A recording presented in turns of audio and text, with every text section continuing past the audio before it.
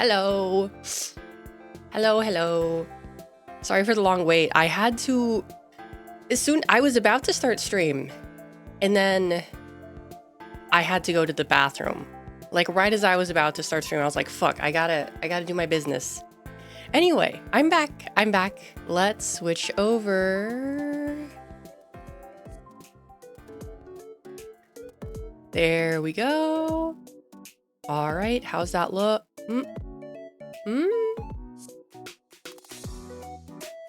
Let me, hold on. Let me adjust myself a little bit. There we go. I was having like an issue. Ah!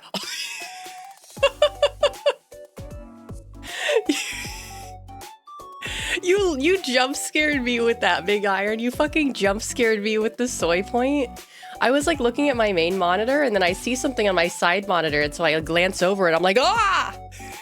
It's me. Oh, welcome in Melly, welcome in Big Iron, welcome in Aloha Gator, welcome in everyone, welcome. I'm back. I did not intend to be gone for like, what, 2 weeks? I'm very sorry about that.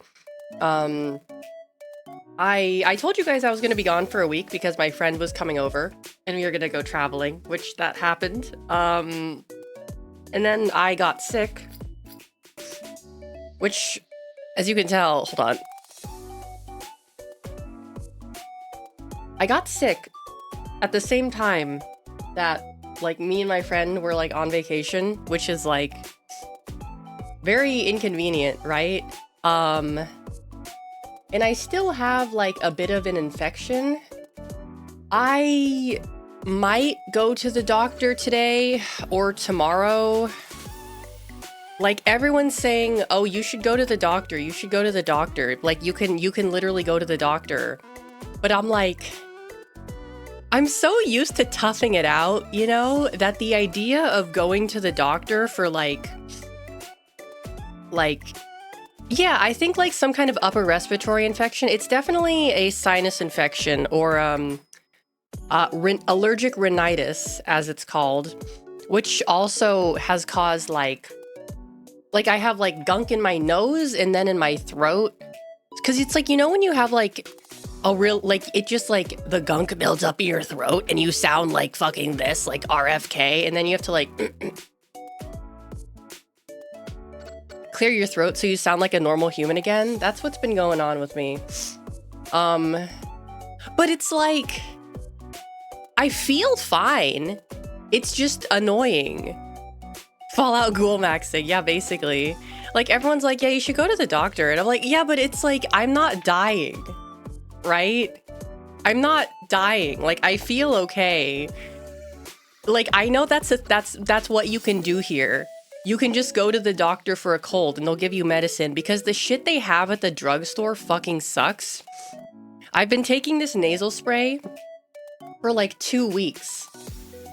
And it doesn't like, okay, it makes my symptoms go away for a few hours, but it doesn't actually like get rid of the cause of the infection. And it's annoying, but it's like, well, I'm not like dying, so why would I go to the doctor? I guess that's just like something, like it's annoying. I want to be rid of this, like these symptoms, but like, why would I go to the doctor when I'm not dying, you know?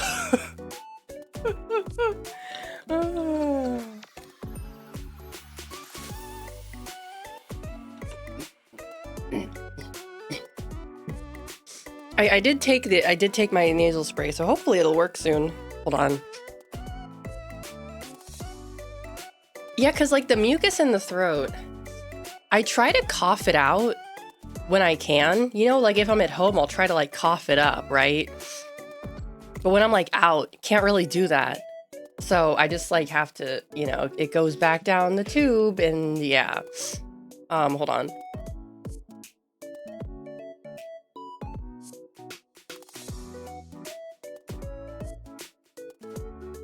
God damn it. Anyway, let's see. I suppose I should tell you about how the past, has it? Today, 1,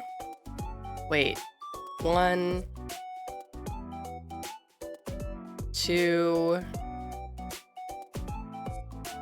Oh crap, has it been almost 3 weeks? Oh shit. Oh shit, it has... Oh crap, oh dear. Oh, it's been longer than 2 weeks. Oopsie. Oh well. I was sad. I wanted to stream, but I was like, I was fucking sick. But I guess I should start at the beginning, I suppose. So I started feeling sick like the day before my friend came. Daz, hello, welcome in, welcome. Which was like, you know, it's like when you feel it coming on, it's coming on, it's coming on, it's coming on, it's coming on. And you're like, oh no, it's coming on, it's coming on, it's okay. That's how I was. I was at the farewell party for one of my coworkers. And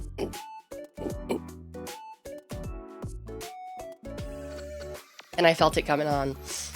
So then my friend came the next day and I was feeling it. I was really feeling it. And then the day after that, I was like, I'm sick. I mean, we went to the pharmacy and we got some like cold medicine. Yeah, that's exactly it, Aloha Gator. Like that feeling in the back of your throat. That's like you're gonna get sick. And so she advised me on some supplements. I started taking zinc. Oh, I should probably take my zinc right now, actually, because she said zinc helps with like colds and immune stuff. And then my family told me I should take like echinacea, like an echinacea supplement. Supposedly that's supposed to help.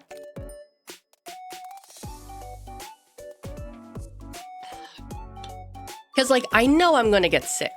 I know, it's inevitable. That's just what happens when you work with kids. That's just how it is, right? And that's fine. I just want to be done with being sick faster, right?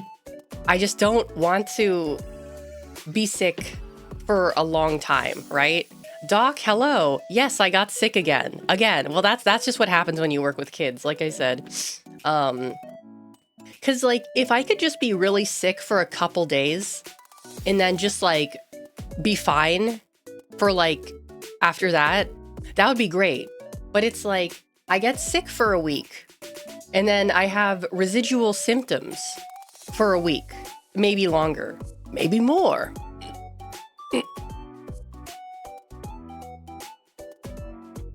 And it's like, the residual symptoms are the most annoying things. Because it's like when I'm sick, it's like, okay, whatever. That's just how it is. But it's like when I'm not sick and I still have like the gunk in my throat and my nose, it's like, okay, can we stop fucking around, please? Can we stop like fucking around? Like, can we stop, please? Like, I have shit to do. I don't want to have to clear my throat every 2 seconds. It's fucking annoying and I sound gross. I'd like to smell again. Yeah, actually, that's something that happened. I lost my sense of smell and taste. That has never happened to me before. Like when I've gotten like sick. That's the first time in my life where I've lost my smell and taste. And also kind of my sense of hearing too. So we were like on a bus to getting to where we were going. And I was listening to music and I noticed that the music sounded kind of muffled. And I was like, why does my music sound muffled? I was like turning up the volume, but it still sounded muffled. And I was like, what's wrong with my earbuds? Like, is there something wrong with my earbuds? Do I need to get new ones? And so then I take them out and I was like, oh, I can't hear. I mean, I could still hear, but like, there are sounds that like I couldn't hear, right? Like I could tell, like I couldn't hear everything. And I was like, oh my God, I'm going deaf. Do I need to go to the hospital? Like, am I going deaf? Do I need to go to the hospital? Am I gonna lose my hearing? Are we gonna like get there and I'm not gonna be able to hear it all? Like,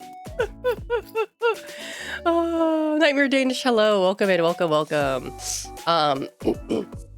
Like, why? I can't hear. I'm losing my hearing.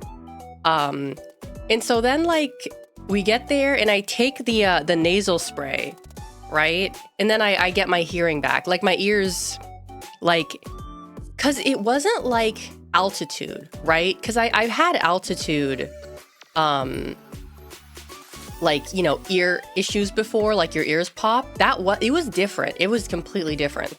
Like I was so congested, the congestion went to my ears. Never happened to me before in my life.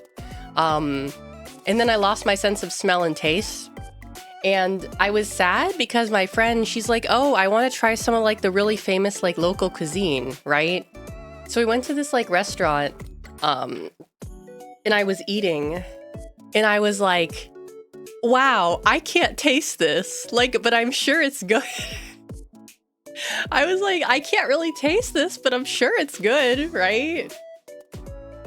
Never in my life have I lost my sense of like taste and smell to like a cold. I mean, I'm wondering if maybe it was like, because I've never had COVID before. I've never had COVID before. So I don't know what COVID is like. Like, I've never had COVID. Like, that's what I'm thinking. But like, I felt like, because here's the thing, I have asthma. So I feel like if I had COVID, it would probably be really bad, right? It would like knock me the fuck out. But like, I was able to breathe relatively okay. I was just extremely congested. So I have no idea. I have no idea. I also felt really bad because like I thought my friend, she was gonna get whatever I had, right? I was like, I'm so sorry, you're probably gonna get sick because of me. Like, cause you know, we're like in the same room, we're like sharing the same stuff. She's like in my room, in my house. She didn't get sick at all. She did not catch whatever I had. I don't know how. I don't know how. So either, I mean, to be fair, she is Japanese, so maybe she's like already has immunity to whatever I caught. Or it could be because of the fucking Flintstones gummy vitamins. Like she has like her supplements. Like her fucking supplements. Like it could be because of her supplements. I don't know. Like at this point, like she didn't get sick. That's amazing. I asked her to send me the stuff that she used because she uses like a kampo, or like a traditional like Japanese Chinese medicine. So I'm convinced that like either she's immune to what I got or it's her fucking like Flintstones gummy vitamins. I was also immune to COVID. Cause like, I don't think it was COVID because like there was one time where when I was living with my parents, my mom got COVID. And, you know, we're in the same house. And so I was worried I was going to catch COVID. I didn't get it. So I don't freaking know.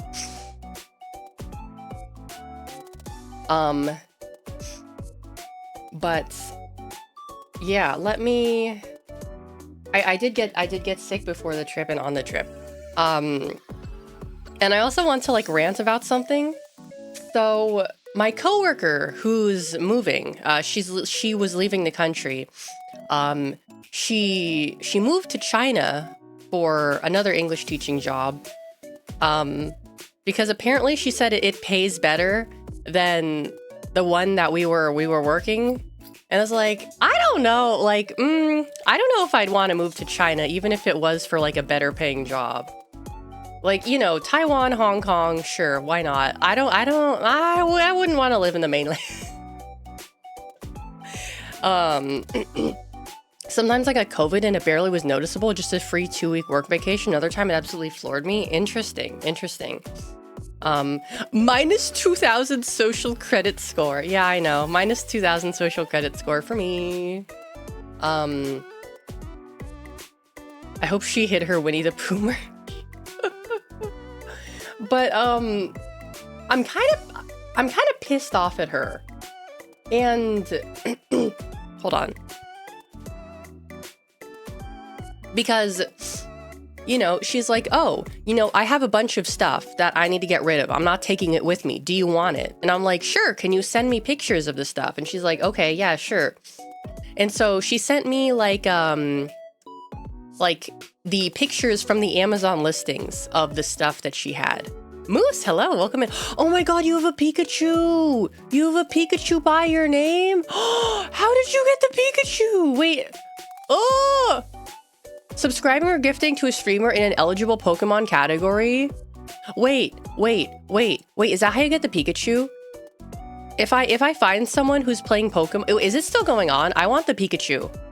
I want the Pikachu. Is it still going on? I need to know. How do I get the Pikachu? How do I get the Pikachu? The Pokemon Day Twitch sub? It was only for Pokemon Day? Fuck, I need to kill myself. You can get a Ditto for gifting subs.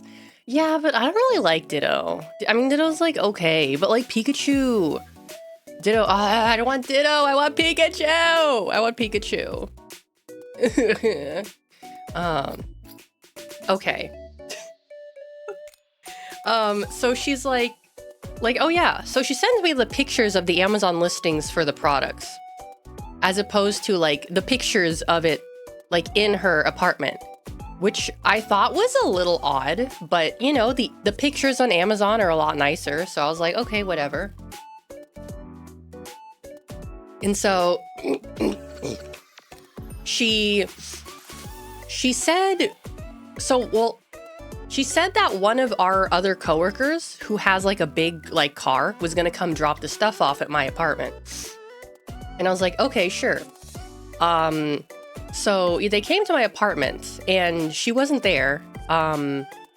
I thought like she was, you know, gonna be there to drop off her stuff, but she wasn't, but I didn't really think anything of it. I was like, okay, maybe she's like cleaning her apartment or whatever, like not a big deal.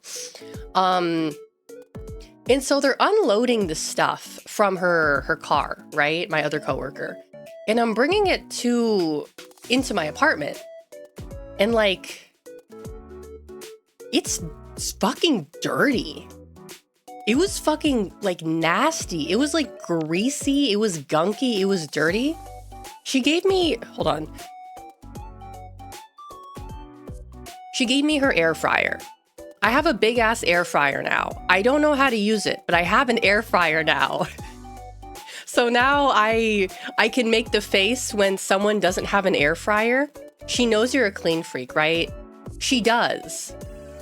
And I think maybe that's why she wasn't there when they came to drop off my stuff. Because when I saw how grody that shit was, I was pissed.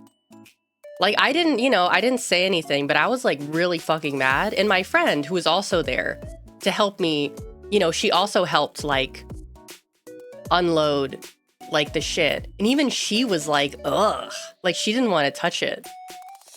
Like, she gave me this like, I guess like shelf that was like, I don't even know how it was like, it was like, okay, she has lived here for 4 years. The stuff she gave me seemed like it hadn't been cleaned once the entire 4 years that she had been living here. I'm not joking. She gave me this cart, like this cart with wheels on it that you can like roll around for the kitchen or whatever. And it was filthy. It was fucking nasty. It was rusty. I was like, how the fuck did it get rusty?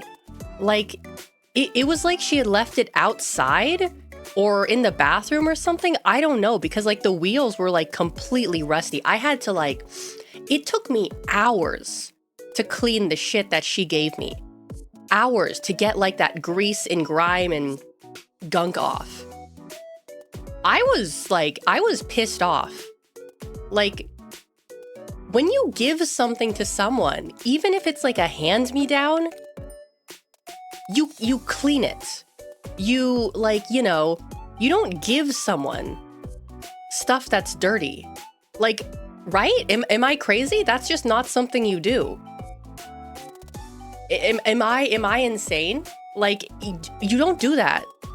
You don't do that. That's fucking like gross. It's disrespectful and it's rude. Like, what the fuck? Like, I was so fucking like disgusted and like pissed. Like what the fuck? What the fuck? Right? And so like, I just like, It's like, you know, I thought she was cool, but it's like one of those things that's like, if you do something like that to me, I really just like can't think of you in the same way. I know there's that saying like, don't look a gift horse in the mouth or whatever the fuck, but like, I don't think that's appropriate. I don't think that's appropriate. Like, what the fuck? That coworker might actually have hit you. We haven't, it's inconsiderate, yeah. And I mean, like, she has like an excuse. Like, I mean, she didn't tell this to me, but like, she has really bad ADHD or whatever, you know? But like, so do I. She's medicated. I'm not. You know? It's like, I'm not gonna give her that excuse. Because also, like, when you do that to someone, you know, when you say like, oh, well, you know, they can't do this because they have this, or it's hard for them because of like XYZ. Like, when you make excuses for someone, you're saying that they don't have to take responsibility, right? And she's like, she just turned 30. She just turned 30. She's a fully grown ass woman. She should know better, right? Like, you know, like, what the fuck? And you know, I know that there's like the stereotype of like, you know, Japan attracting like adult babies, right? And it's like, I know that's true to some extent, but I don't like to think about like that stereotype being true. But I was talking to my boss's wife, who manages kind of things on the like she takes care of all the apartment stuff, and like she, you know, she does that kind of stuff, right? And so she's like, I think she really likes me because she gossips to me about my coworkers. She gossips to me about my coworkers, so I think she really likes me. And she was saying that her apartment was like disgusting, like was so fucking filthy. And that the landlord is like, yeah, you have to pay a lot of money to clean this place. And I was like, what the fuck? And she's like, yeah, you know, your other you know, one of your other coworkers' apartment, like there was like a ton of damage when he moved out because he was like smoking in there, and they had to replace all of the wallpaper.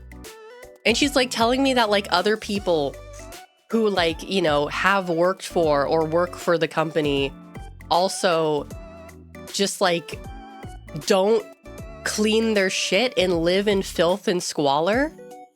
And I'm like, what the fuck? What the fuck? I understand now.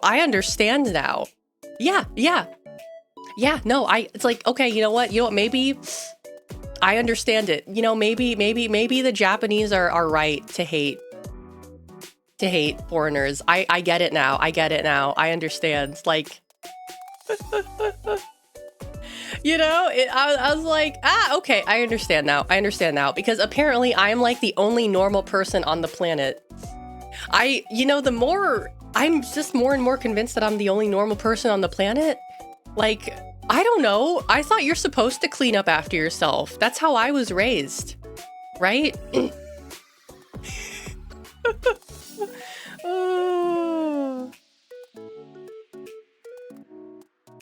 And it's like, to hear that like some of my coworkers who are like older than me and should know better live like that is like, what the fuck? And you know, I should have known that that was gonna happen, because I was talking to the coworker who gave me all the dirty shit before she gave me that, and I was telling her how like, oh, you know, like my mom is kind of like, you know, a clean freak or whatever. Ulu, hello, welcome in. Like my mom is really into like, she likes everything to be clean, or she gets like really kind of pissed off. And she's immediately like, oh, that's OCD. That's OCD if she needs everything to be clean all the time. And I was kind of like, my mom is extremely neurotic about things being neat and clean and presentable. But I don't think that she has OCD, because that only applies to things that are visible. Like if it's something that, you know, can't be seen, she doesn't really bother to clean it. For example, like we got a really nice coffee maker, like an espresso coffee maker, really nice one. And it broke a year after we got it. And it broke because my mom never cleaned it the entire year that we had it. Like the inside of it. She never cleaned it, so it broke. So I don't think she has ADHD. I don't think she has not ADHD, sorry, OCD. And so I was also telling her like, oh, I hate mold. Like I cannot stand mold. I do not want any mold in my house. And she said, oh, well, a little bit of mold is okay, as long as it's not black mold. And I was like, what? What? No? What do you mean a little bit of mold is... No, it's not. What are you talking about? That was like the first red flag. I probably should have detected that she was not the cleanest person when she said that. What do you mean? A little bit of... No, it's not. No, it's not. No. What? What are you talking about? What's wrong with you? Ain't no way. Yeah, you know, when she said that, I probably should have... That probably should have, like, set off my alarm bells in my head a little bit more. Like, no. No. She probably sees a bit of mold on white bread and eats it. Oh, she absolutely... Yeah. She's absolutely that kind of person, I think. And, like, the thing is that she's really, really nice. She's really nice. And I feel bad for, like, being mad at her. But... You were joking? No, I'm pretty sure she probably does do that. Like, it wouldn't surprise me. She seems like that kind of person. Like, she's really, really nice, and so I feel bad being mad at her. But I also feel like perhaps her niceness is maybe a way of, like, overcompensating for, like, her flaws. Do you know what I'm saying? Like, yeah, she's really nice, but, like, you know, is that just, like, a way to, like... get people to kind of like go easy on you when you do stuff like this, you know? That's trying to redeem herself too hard, I think. Yeah. Because she's like, oh, she was from Australia. She's like, oh, you know, if you ever like come to Australia, like you can come and stay with like my family. They would, you know, they love to have guests. They have a big house. You can totally stay with them. You know, that kind of thing. And at first I was like, oh yeah, you know, that'd be cool. But now I'm kind of thinking, okay, if this is how she lives, I don't really think I want to know how her family lives.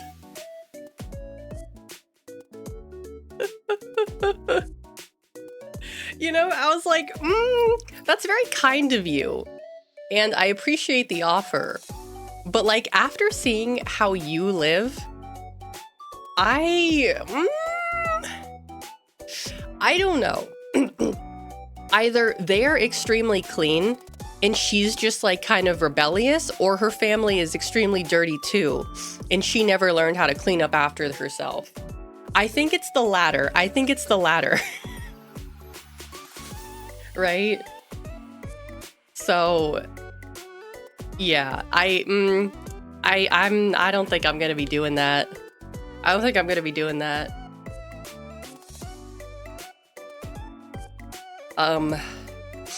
Cause like when she gave me the air fryer, it was weird. The inside was like relatively clean. It seemed like she did clean out the inside of the air fryer reasonably well, but the outside of the air fryer was like greasy. The outside of the air fryer was like greasy and dirty. It was weird. Check the fan. Oh, okay. That's a good, I should probably do that. Like, how is, like, the inside of the air fryer you cleaned, but the outside is, like, greasy and disgusting? How does that happen? The fan is where most of the grease will build up? Okay. The one thing I'm a little confused about with the air fryer is that, like, I thought that the air fryer is something you could use to heat up frozen foods, but it seems like the instruction booklet it came with was only really talking about like air frying, like just things like regular food, you know? No, you can do a lot with them. Because I know, like, I don't think air fryers are as big of a thing here. Yeah, it said you can bake a cake in the book, which is crazy to me. Like I guess I have an oven now, which is cool. Because an air fryer is just like a convection oven, basically, right? Yeah, because when I buy frozen food, I don't think I've seen something that says like, okay, how to cook in the air fryer. Because most of the time when I buy something like here that's frozen, it's like, oh, heat it up in the microwave. Which works for some things, but like, if you've ever tried to heat up like a frozen pizza or like French fries in the microwave, it's not good. It's not good. Like, it's mushy and gummy. It's nasty. It's so, ugh. It gets mushy, yeah. Really fucking, yeah. Great for heating up cold fries while making it crispy too. Yeah. I saw there was like a recipe for like a bloomin' onion in like the recipe book, but it was kind of like a pain in the ass. It was like, okay, you have to cut up the onion and then you have to like soak it in like cold water overnight. And then you have to like make it or whatever. And it's like, that's too much fucking effort. What do you mean I can't just like put the onion in there and then it'll turn into a bloomin' onion? That's bullshit. Oh, that's right. That's right. I forgot about that. Yeah, you should do that, Doc. You should post that on Twitter. I'll repost it.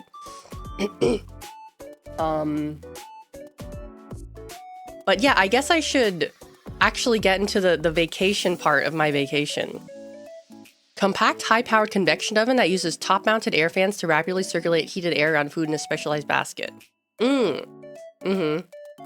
Yeah, so I haven't used it yet. I don't know. I don't know, like, you know, it's like one of those things where it's like you think like, oh man, I wish I had an air fryer so that I could make all these things. Oh, fuck. Thank you for, yeah. Oh, by the way, everyone, there's a new clip compilation video on my YouTube channel that was edited by Doc. It's super awesome and it's super great and funny and it's so cool and you all should watch it right now. Well, maybe not right now. Maybe after stream. After stream, you guys should watch it. Let me... Hold on. Okay, there we go. And then let's pin till end of stream. Okay, there we go. Yeah, all of us should leave stream and hate watch now. No, no. Soy pointing constantly throughout the video. Yeah. Remember how you asked me to remind you to notify Twitter about it? God, okay, to be fair, Doc, I was extremely busy the past few weeks. I was with my friend the entire time, and also I was sick. To be fair, I was very busy and also sick at the same time. So I have an excuse. I But yeah, I want to tell you guys about our trip.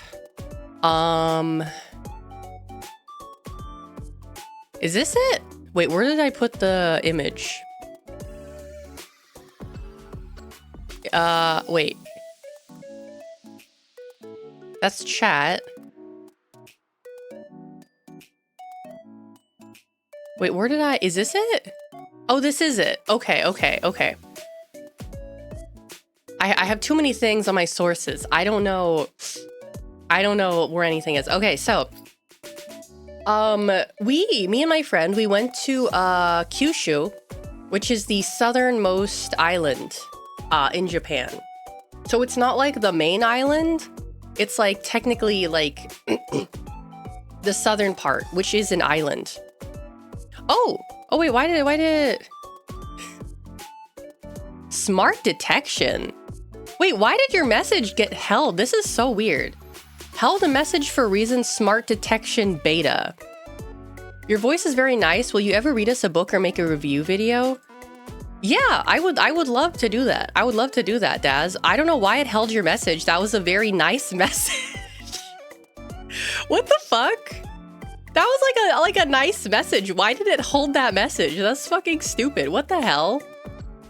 I've been thinking about doing something like that for a while, but I'm kind of worried about like my, I don't want to say voice issues. It's more of just like my throat, because like, you know, like the way I am now, I have to constantly like clear my throat and shit. And so I've been trying to like, once I kind of get that sorted out and I'm able to kind of like talk for like longer periods of time without having to like, you know, constantly pause to clear my throat or whatever, I'd really like to do that. I guess I should go to the doctor. I guess I should go to the doctor and tell the doctor, hello, can you make it so tea and honey? Oh, that's another thing. My friend went to one of like the local farmers markets and she got me this like jar of like local honey. It's so fucking good. I forgot how good like organic honey is, because like I got this like really cheap shitty honey from like the grocery store. It's like the stuff that's really like liquidy, and like it's just like a thick liquid, right? A thick liquid. And it's like, it's honey, but it's like super processed. And the honey, it's like, you know, when you get like the organic honey, it's like thick. It's not like a liquid, it's like a thick. Oh, the best. So good. So good. Go to Glorious Nippon Doctor. It's true. I have insurance, and it'll only cost me like maybe $20 to go to the doctor. So yeah. Corn syrup flavored honey. Yeah. I do need to do warm-up exercises, like vocal exercises. I need to do that. I'm just like, I don't know why. I'm embarrassed to do that in my own home, because a lot of them are just like, like making noises and shit. And it's like, okay, if I'm like talking, it's whatever. But if like, I'm just like doing that, I feel weird about it, even though no one can hear me. Anyway. So we went to Kyushu. It took us a long ass time to get there, stimming. And this was a picture from the bus. No, was this from the bus or the train? We took like a train. So we took like the Shinkansen. We took another train. And then we transferred to another train. And then we took a bus. It took us a really fucking long time to get there because neither of us can drive. This was from the train. So this is like the country, like the fucking sticks, right? This is like the fucking sticks. I am the one who knocks. Yeah, but like it's nice, right? Like the farms and stuff. Very, very, very rural. This is another good picture I like, because you can see like the blue skies, right? You don't drive? No, neither of us drive. Like this was really pretty, like with the blue skies, the mountains. It was a very like enjoyable ride, I would say. It was not like, it was very peaceful. It was very peaceful. And there's like some kind of thing going on in Kyushu where it's like, there's like One Piece statues all around the island. I don't know why, but like we were at this station. I don't remember the name of the station. They had like a decorative One Piece train. Maybe like the author of One Piece is from Kyushu. I don't know, but like in I think it was Kumamoto Station. They have this map with all like the One Piece statues all around Kyushu. And I guess like the place we were in had one of them. I don't follow One Piece, so I don't know who these people are. This guy is called Frankie, I guess. And there's just like a bronze statue of him at this like little station. A lot of people were like taking pictures of of them. Like people were like, a lot of tourists there, I was surprised, were like lining up to take pictures of like the One Piece stuff. So I guess like a lot of people do like One Piece pilgrimages in Kyushu. But so when we were like, this is when we were leaving, we were going through this station again, and my friend saw this guy, and she was like, oh my God, he's like so hot. He's like just my type. He's like so fucking hot. But he was with a girl, and she was like, oh, but like, you know, I think that's his girlfriend. Fuck. And so she's just like, oh, fuck, he's so hot, and he's my type, but he has a fucking girlfriend. God damn it. And he was a good looking guy. He's like kind of my type too. A little bit too skinny for me. Boost tourism and support recovery efforts after the earthquakes. Oh, I see. I mean, there were a lot of tourists here. And she's like, he's like exactly my type, but he's like going crazy over like the One Piece statue, and he has like One Piece tattoos. And she's like, oh, that's kind of like a deal breaker for me. It's kind of like a deal breaker. Also, I think he was European, and she was like trying to identify like what language he was speaking. And I was like listening in. I was like, oh, I think he's like German. And she was just like, God damn it. God damn it. It's always the fucking German. Cause I guess like she keeps like all the guys that she likes are like German, or like accidentally like German or whatever. And she's just like, God damn it, another fucking German. Okay. But I don't think that the girl he was with was his girlfriend, because like, how do I say this politely? She was kind of like, what's the word? Chopped. She was kind of chopped. So I was kind of like, I don't know if they're dating, because like he's a good looking guy and she's kind of chopped. So maybe they're like cousins or like siblings. I don't know. I don't know. She was kind of chopped and he was not, but I don't know. Anyway, they were funded by an 800 million yen donation from the creator. Oh, so he is from Kumamoto. Okay, that makes sense. He is from Kumamoto. Okay, that makes sense. I remember there was family drama in the Philippines because my aunt dated a German. Yeah, she's kind of chopped. That was probably his wife. Sometimes the femcel wins. You know what? This is true. Sometimes the femcel does win. That was probably his wife. I don't know. I wasn't paying attention because they didn't have, I don't think they were wearing rings, because if they were wearing rings, my friend would have noticed. So I think that's why she said she thought they were dating. Yeah, sometimes the femcel wins. Fair enough. But I remember I told her, like, you are like way prettier than her. Like, she was chopped and you like would have been a huge improvement. And she was like, thank you. Like, you are so much prettier than his girlfriend. Like, she was like chopped and you are like so much, like, you would be such an improvement. I mean, objectively speaking, it's true though. My friend is a lot prettier than like that guy's girlfriend. Like, objectively speaking, it's just true. Like, I'm not even gassing her up. I'm just saying what's objectively true. But anyway, I sent these pictures to Nemi, and she was like, "Oh my god, that's so cool! I'm so jealous." So yeah, she liked the pictures.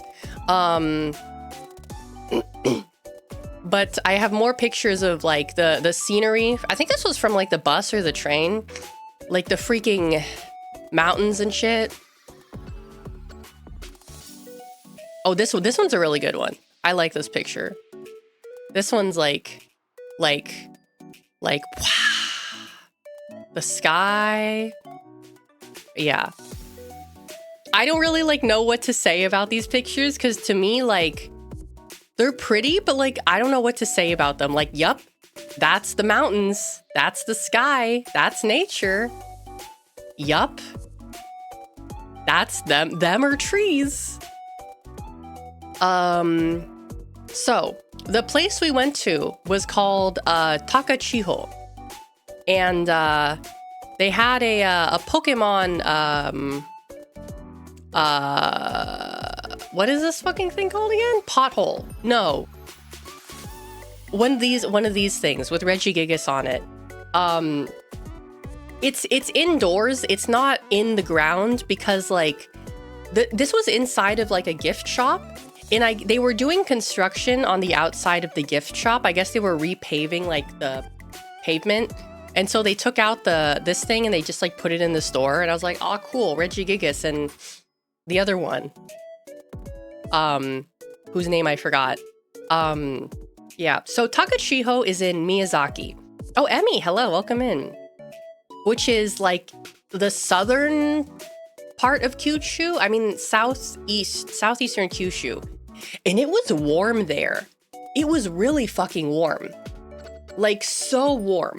Apparently Miyazaki is known for being very warm because they grow mangoes there. Miyazaki mangoes are very famous. But like, it was like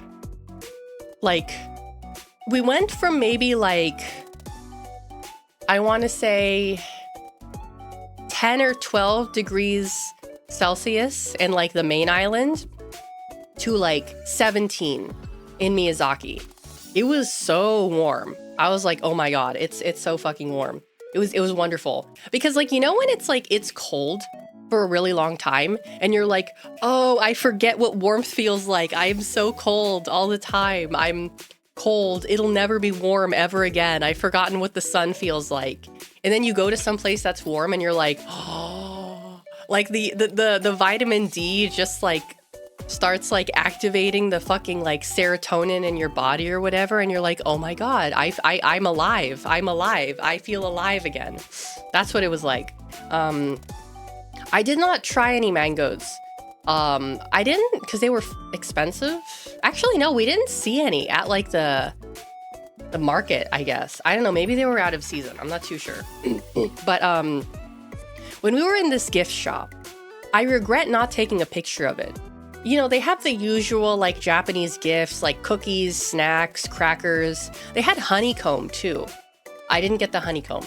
I tried a cheese manju, which was really good. It wasn't really like a manju. It was more like a cookie with like cheese in it. It was good. It was like sweet and salty. It was very good. I think that's like maybe a local specialty or something. I don't remember. But the thing that I saw that I should have taken a picture of. So there's this, like, not a freezer. Tohu, welcome in, welcome. But it's like they keep cold stuff in there, right? Like not a freezer, but just like a fridge, I guess, whatever. And so it's like one of the ones where it's like you lift up the lid, like the lid is glass and you lift it up and pick out what you want. And so, you know, they had like normal stuff in there. And then I see like this plastic container full of dead bees. Like the Japanese giant hornets, like those huge ass fucking like bees that are like 2 inches long. They're just like had them in this like plastic like container, just like the fucking dead bees. And I was like, do they eat these out here? Like, what the fuck? And even my friend was like, what the fuck? Like, this is like, oh, I guess she's like, we don't do this. Like, we don't eat bees, but I guess they do out here. Cause like, this is like the sticks, right? This is the middle of fucking nowhere. Like the sticks, like literally fucking nothing, right? Like real, like nothing. So I guess maybe like these country people eat the bees. I mean, why? Like, cause they were in like the fridge with like other food, right? Just like normal food. Like, oh, we have some like preserved meat or whatever, or some like, you know, local stuff. And then there's just this like container full of dead bees. So I guess they eat them. I don't know. But maybe they fry it, maybe. But like a week later, I had this dream. where it was like a stress dream. They eat the beef. I had this stress dream about a week later where I'm like with some people and my friend, and we're like, they're like offering us like, oh, this is like a really famous, like, you know, local delicacy or whatever.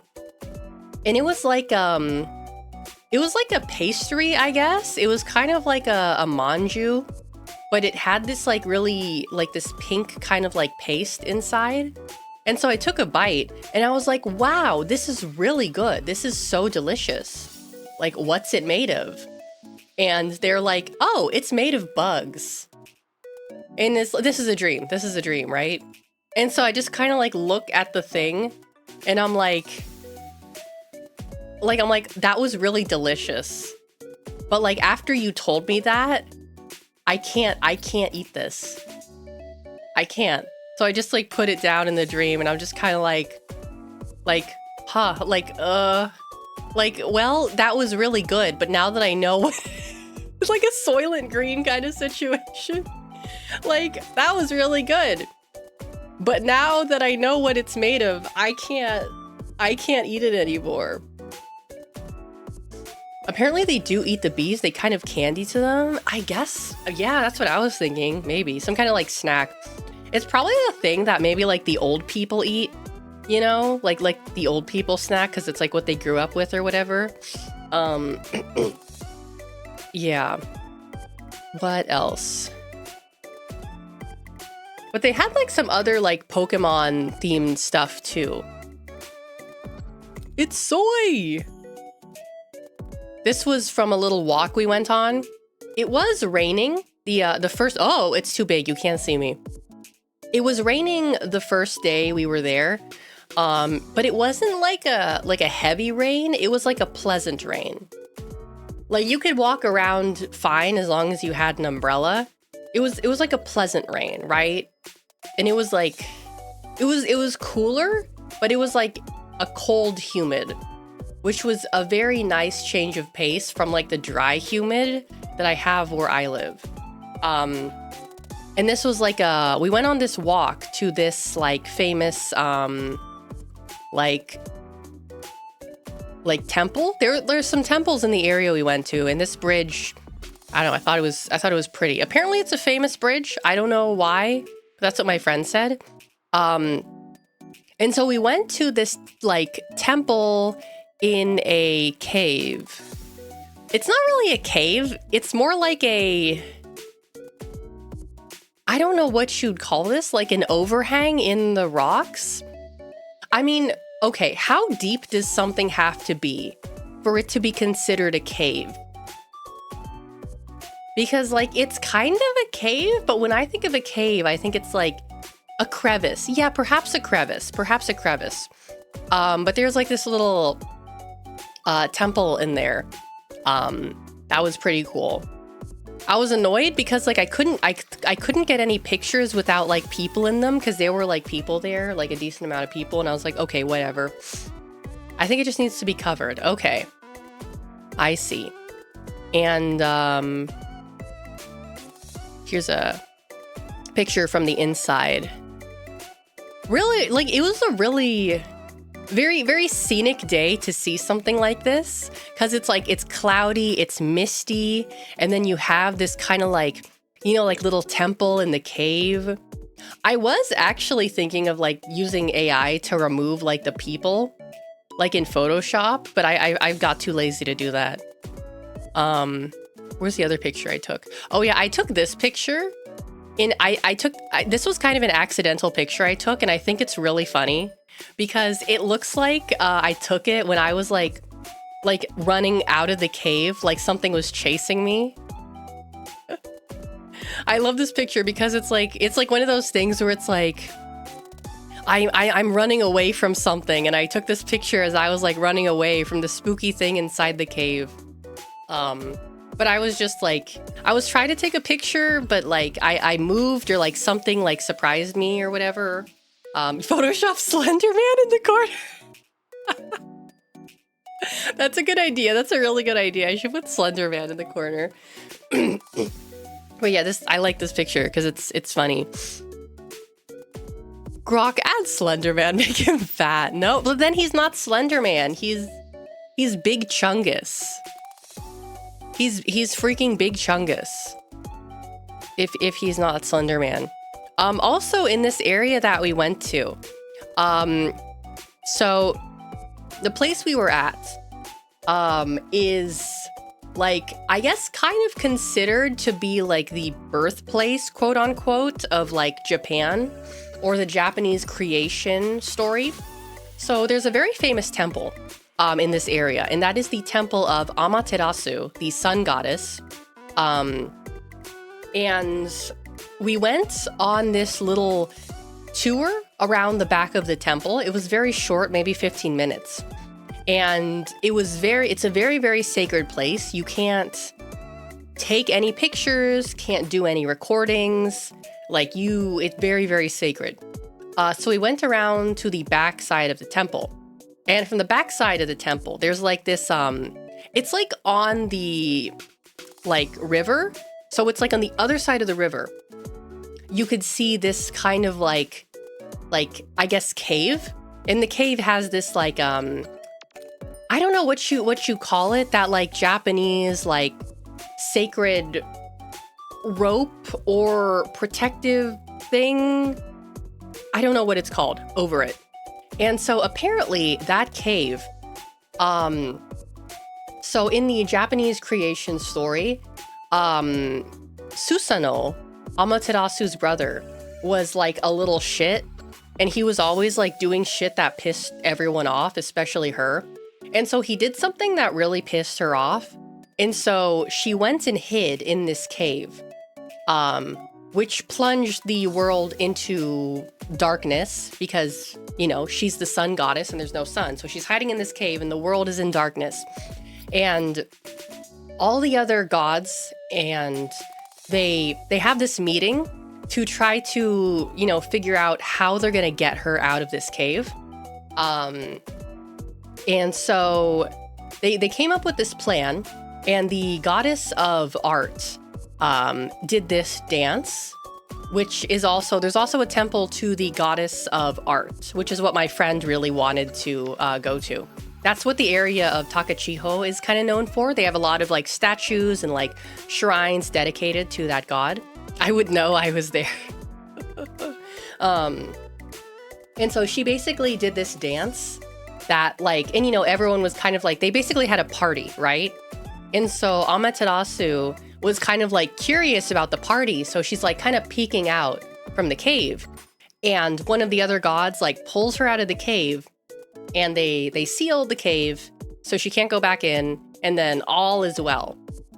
So if you think about it, it's kind of like seeing like the cave that like Jesus was in, right? Kind of like, that's the way I was thinking of it. It's like, wow, this is like like seeing the tomb of Jesus, right? This is like seeing the cave where they put Jesus, right?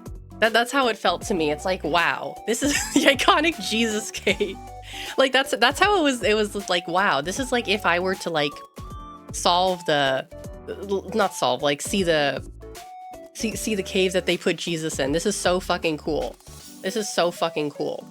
And then we had like a minor like paranormal experience. Jesus is not inside the cave anymore. Yeah, but like neither is Amaterasu. So yeah, it's like very similar. It's very similar. Let's see. And then this was another picture that I really liked, like the fog and like the trees and like the bamboo. I think that's bamboo. Is that bamboo? No, some of it is bamboo.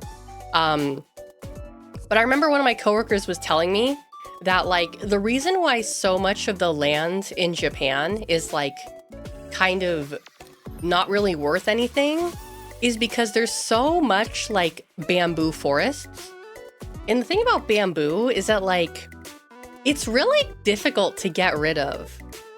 Like, because when you chop down bamboo, it's just gonna grow again, and it's gonna grow very quickly.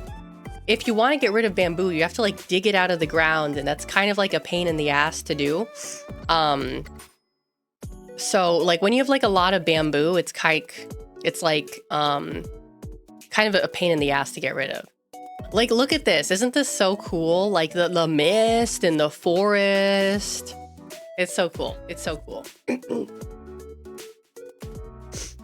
I was like thinking like, yeah, just get like a couple of panda bears to like go to town on there.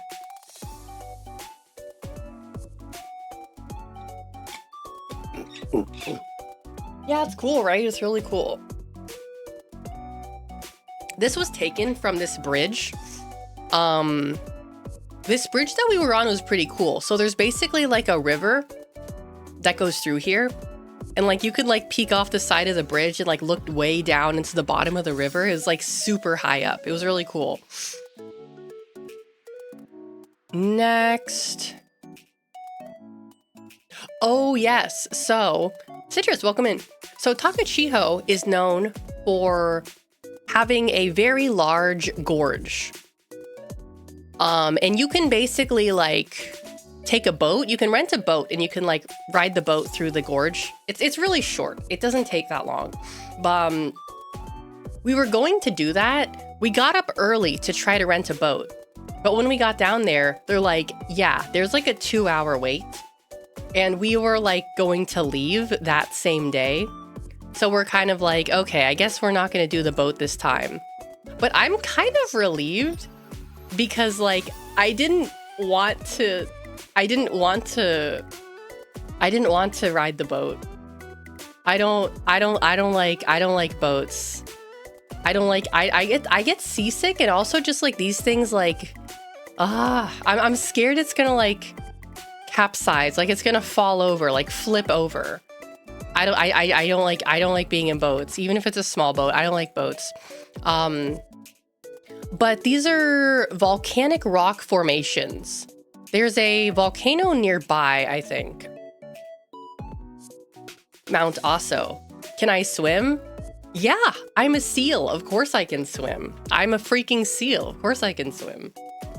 I just like don't like the idea of like falling out of a boat. I don't like it. And I just like these really cool rock formations. Were just so freaking cool. So freaking cool. There was like a sign that explained like how it was formed, but TLDR, volcano, rock, make cool, lava make cool rock. Volcano, lava make cool rock. TLDR, basically, I think. But yeah, I got some really cool pictures here. Oh yeah, so here is the rock. So this is what I was telling you about, like that Japanese like sacred rope thing. So this is another like sacred rock. There was a sign, it said something about how like, thank you for that technical description. Yeah, always, anytime. There was like another story where there's this guy, and supposedly he threw this rock to like, it's not the Jesus rock. He threw this rock to like demonstrate his strength or like repel invaders or something. But it's another sacred rock. And so me and my friend were taking pictures and videos of this rock. And the perfect time. We came here early in the morning. So, you know, we were getting all these like really beautiful reflections and stuff in our pictures and rainbows. Like, it was really cool. It was really, really cool. But when we were taking pictures of this rock, so my friend was taking a picture and she noticed something in the picture that she took. So there's this, you know, beautiful rainbow in like, you know, in the picture, but there's also something else in this area. I don't know if you guys can see it. If you can't see it, I'll zoom in a bit for you. Oh, I don't know what that is. Is it in this picture? Oh yeah, it's in this picture. Can you see it? Can you guys see it? I'll zoom in a bit more.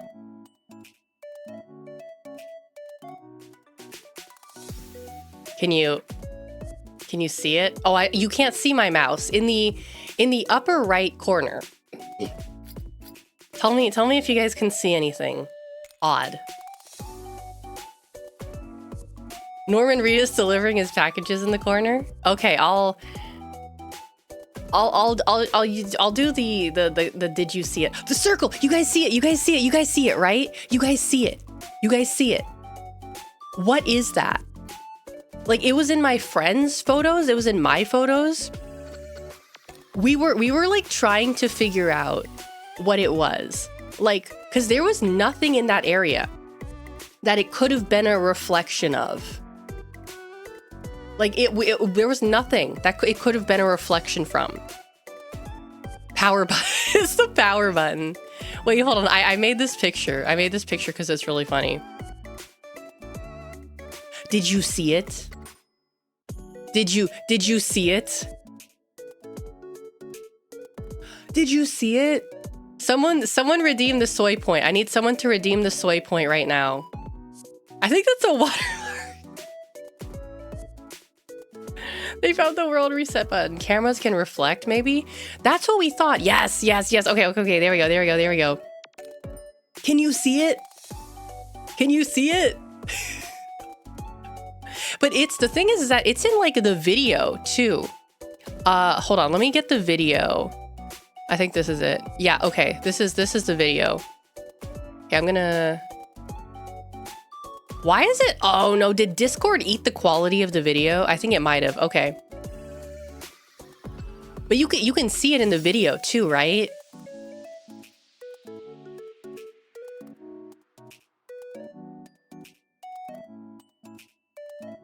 Like, it's still there, even in the video. What is that? Oh my god, Discord really did eat the quality of the video. Yeah, yeah, it's right there. It's right there. You can see it. Light refraction, maybe off of someone's camera. But like, from the angle we were at, like there's like, okay, we were like the only people. There weren't really a lot of other people around that it could have been a reflection of. Like, I don't know, like, what is that?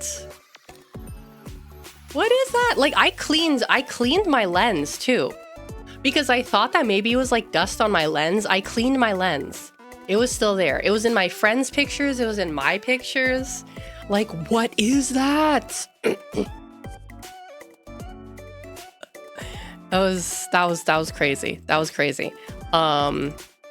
But that was like a spiritual experience, I suppose. Let me think. Oh yeah, and then this is from the it's really big. They had this like nice little sign that I took a picture of. Takachiho. But like, I had a really big like, okay, hold on. Oh yeah, so I had a really big like scare when we were, I think it was like the second day we were there. So it's like the afternoon. Hold on. And we're like chilling, right? And then I get like a message, like there's a bunch of messages in the work group chat and people are like tagging me like, where are you? And I'm like, I'm off? Like, what do you mean? I'm in Kyushu. Today's my day off.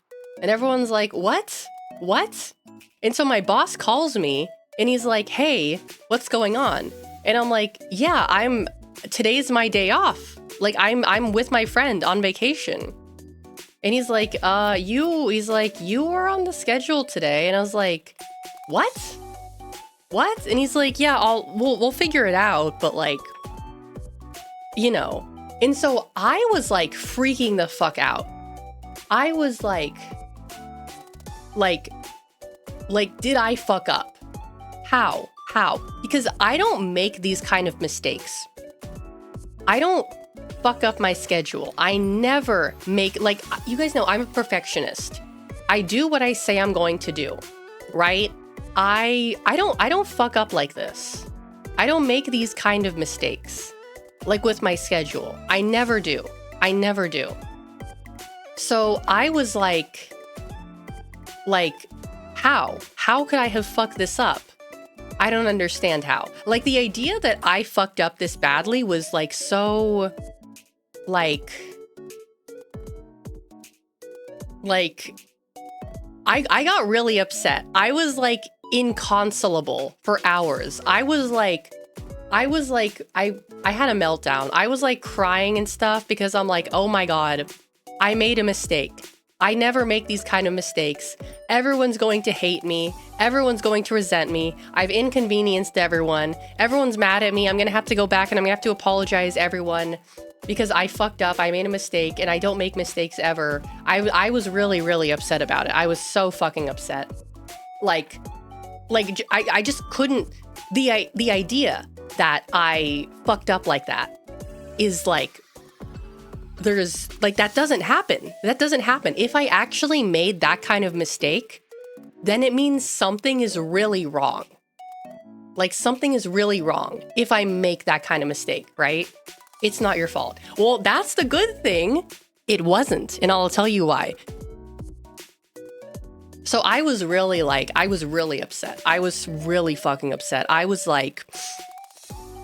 miserable for like the rest of the day because I was like, I don't deserve to enjoy this trip because I made a mistake and I inconvenienced everyone else. Because like, if I make a mistake, if I fuck up, I make sure that it only affects me. It doesn't like affect other people or like inconvenience others, right? I don't make those kind of mistakes. So I was like really just upset. And so the next morning, as we're leaving, I get a text from my boss, and he says, oh yeah, so I just remembered that I said that you were gonna get those days off, but I forgot to like, actually, make like to put it in the schedule. Like he said that I was gonna get those days off, but he forgot to like, actually like get those shifts covered. So he's like, yeah, so actually it's my fault, sorry. And I was just so relieved. Like that way, like I wasn't even mad. I was just like, thank God it's not my fault. Oh my God, thank God it's not my fault. I didn't make a mistake. I'm so happy I didn't make a mistake. It's not my fault. I'm so happy. I was so relieved. I was so relieved. You guys have no idea how relieved I was. Because in my schedule that I have, I circled with a red pen all of my days off and then put them into my phone calendar. And I did this in, I think, January, when me and my boss were having a meeting to go over my schedule. And I remember that I had my red pen with me and I took it to the meeting and I circled those days off because he said I was going to get those days off. I would not have circled those days off unless I had a reason, because I don't make those kind of mistakes. Okay? Like, I would not have circled those days if I didn't have a reason. And I did have a reason. And I remembered that I had the meeting with my boss and I circled those days because my boss said I was going to get those days off. So it was his fault. He forgot to like make sure I got those days off. But he did also say at that meeting that I should remind him to make sure that I got those days off because he is a little forgetful. So, I probably should have done that. I probably should have double checked with him to make sure that I did get those days off. But it's still his mistake at the end of the day. And he did apologize for it and he did take responsibility for it. So I can't be mad. Because like when I came back into work, when I got back, I was like, I am so sorry for fucking up. And everyone is like, no, you're fine. Like, no, we know it's not your fault. Like, no, you're fine. You're fine. Like, we know it's not your fault. Like, you're good. Should have asked me to remind him for you, only for him to forget anyway. Yeah. Yeah. So it wasn't my fault. Yay! I was so happy about that. I was so fucking happy about that. But before that happened, before I got the call from him saying like, hey, you're supposed to be working today, me and my friend were out, right? We were exploring, and her iPhone just suddenly stopped working. We're like on the way back to the hotel. And so she takes out her iPhone to like check something, and it's off. So, you know, she turns it back on. It boots to the Apple logo, and then it turns off again. And it just starts like boot looping, right, to the Apple logo. And we're like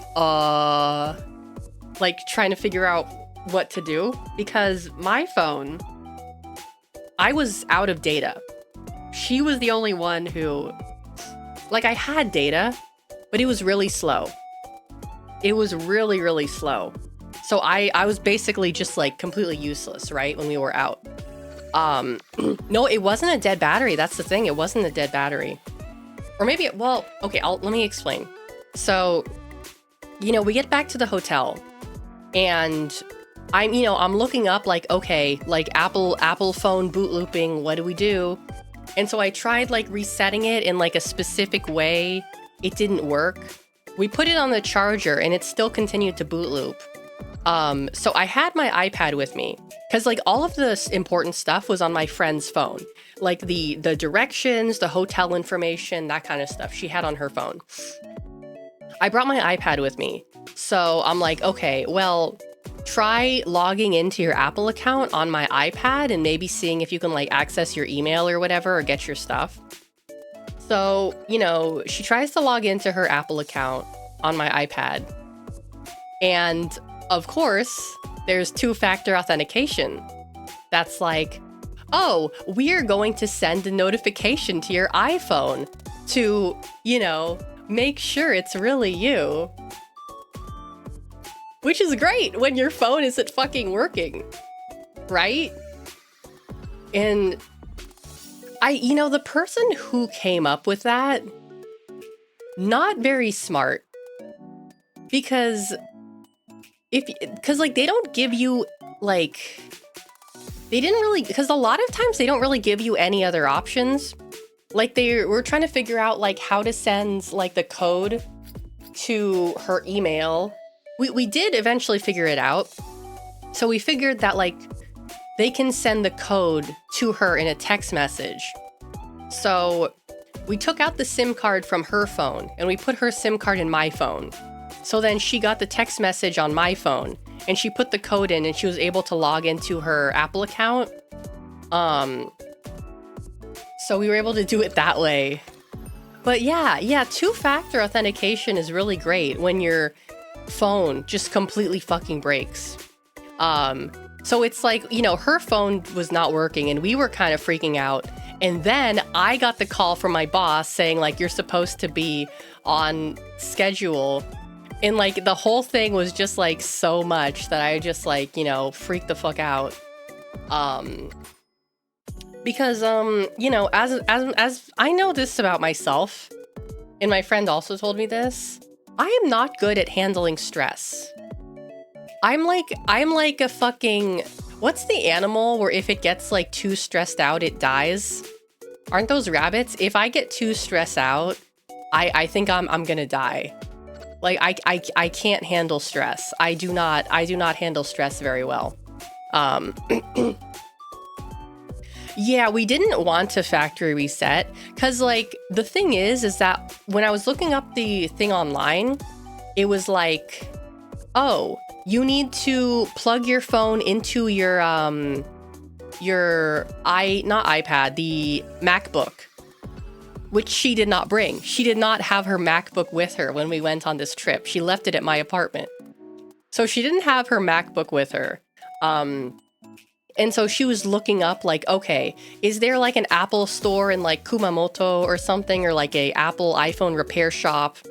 Because her phone is old. She said that she was using an iPhone X. I don't think she was using an iPhone X because I'm using an iPhone X for my tracking and her phone is a little bit bigger. Maybe it was like a different version of it. I don't know. But yeah, of course, Apple, every iPhone user has a Mac. Yeah. But then 2 hours later, I took a bath to try to like de-stress myself. And when I got out of the bath, her phone just started working. We left it for a few hours and then it just started working again. I don't know. Did the bath require two-factor as well? No. I got out of the bath and I heard her. She was like, oh my God, it's working. And it's like, her phone just started working again randomly.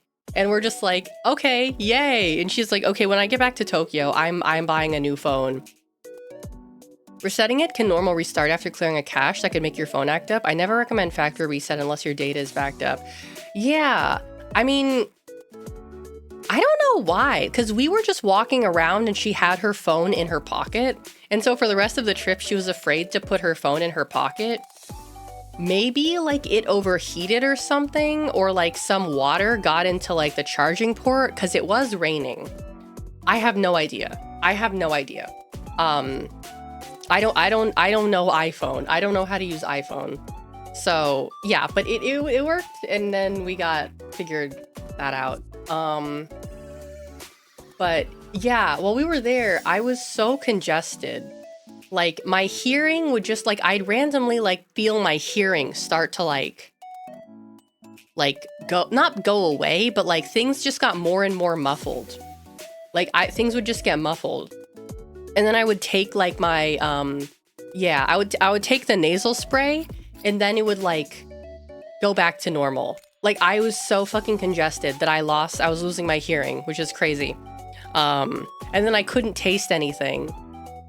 I couldn't fucking taste anything, which was sad because we had like, you know, some like local food and it was good. I mean, I think it was good. I couldn't really taste it.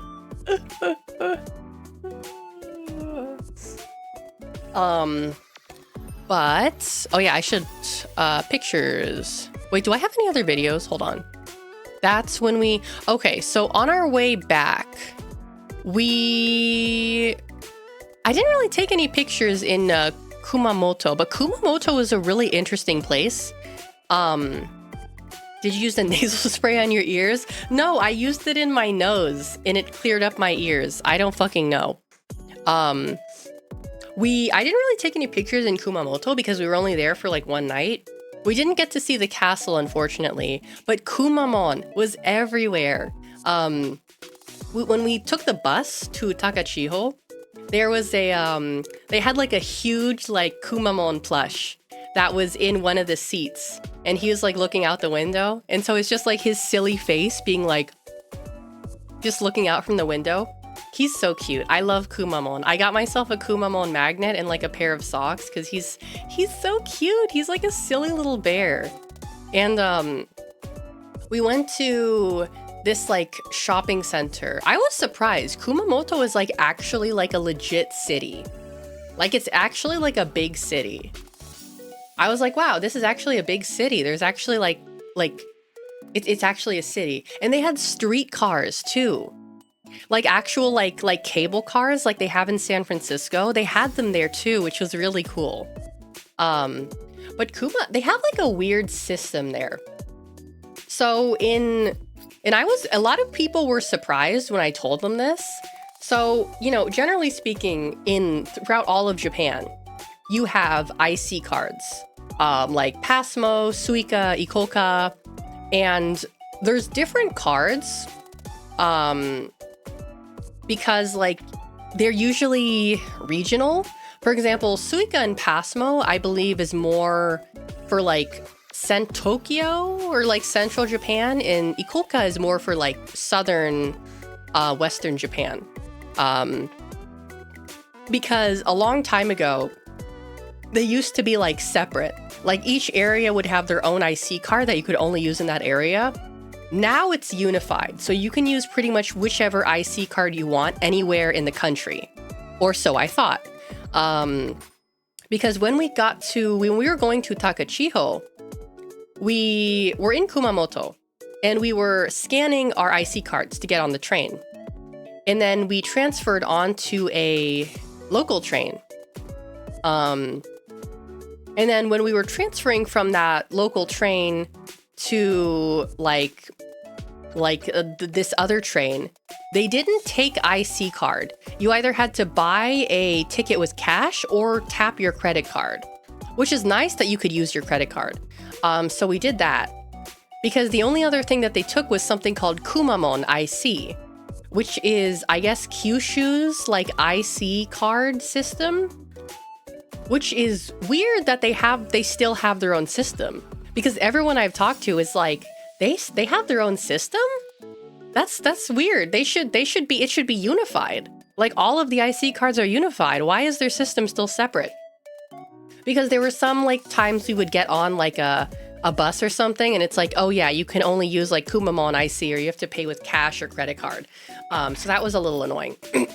But when we when we were going back to like the mainland, invest in Kuma coins. So true, so true.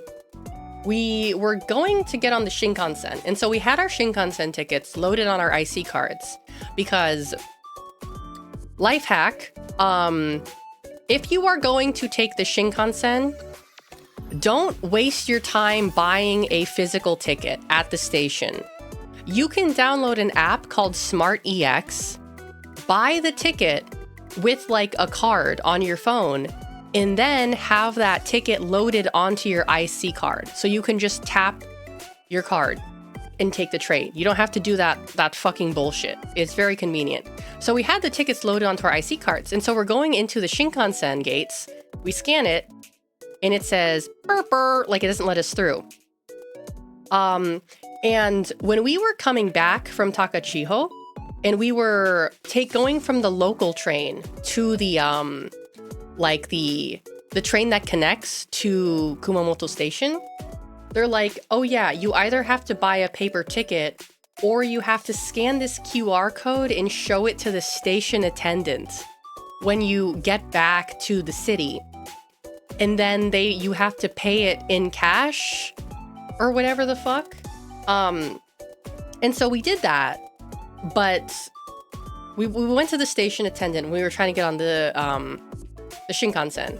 And, you know, my friend explained the situation to them. And they said like, oh yeah, so that's actually a different system. So what they were supposed to do is they were supposed to like, when they took our cash, they were supposed to like scan our IC cards and basically like have it so that like we're okay to get back on the train. Because, you know, when you ride the train, you tap in and you scan when you get out. So enter and exit. But because they didn't like scan our cards when we were going out, like our cards were like not like letting us go through. So, you know, the guy, you know, he fixed our cards for us.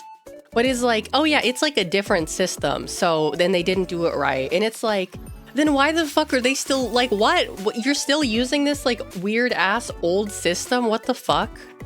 That's so fucking annoying. So yeah, but we were in this area. We were walking around this area of Kumamoto because my friend wanted to go to this like ramen shop. It's stupid complicated. And the area we were walking around, I could only describe it as like Kamurocho, but like in Kumamoto. And I was like, wow, they should set like the next like Yakuza game here, because this is like you know, kind of same vibes, right?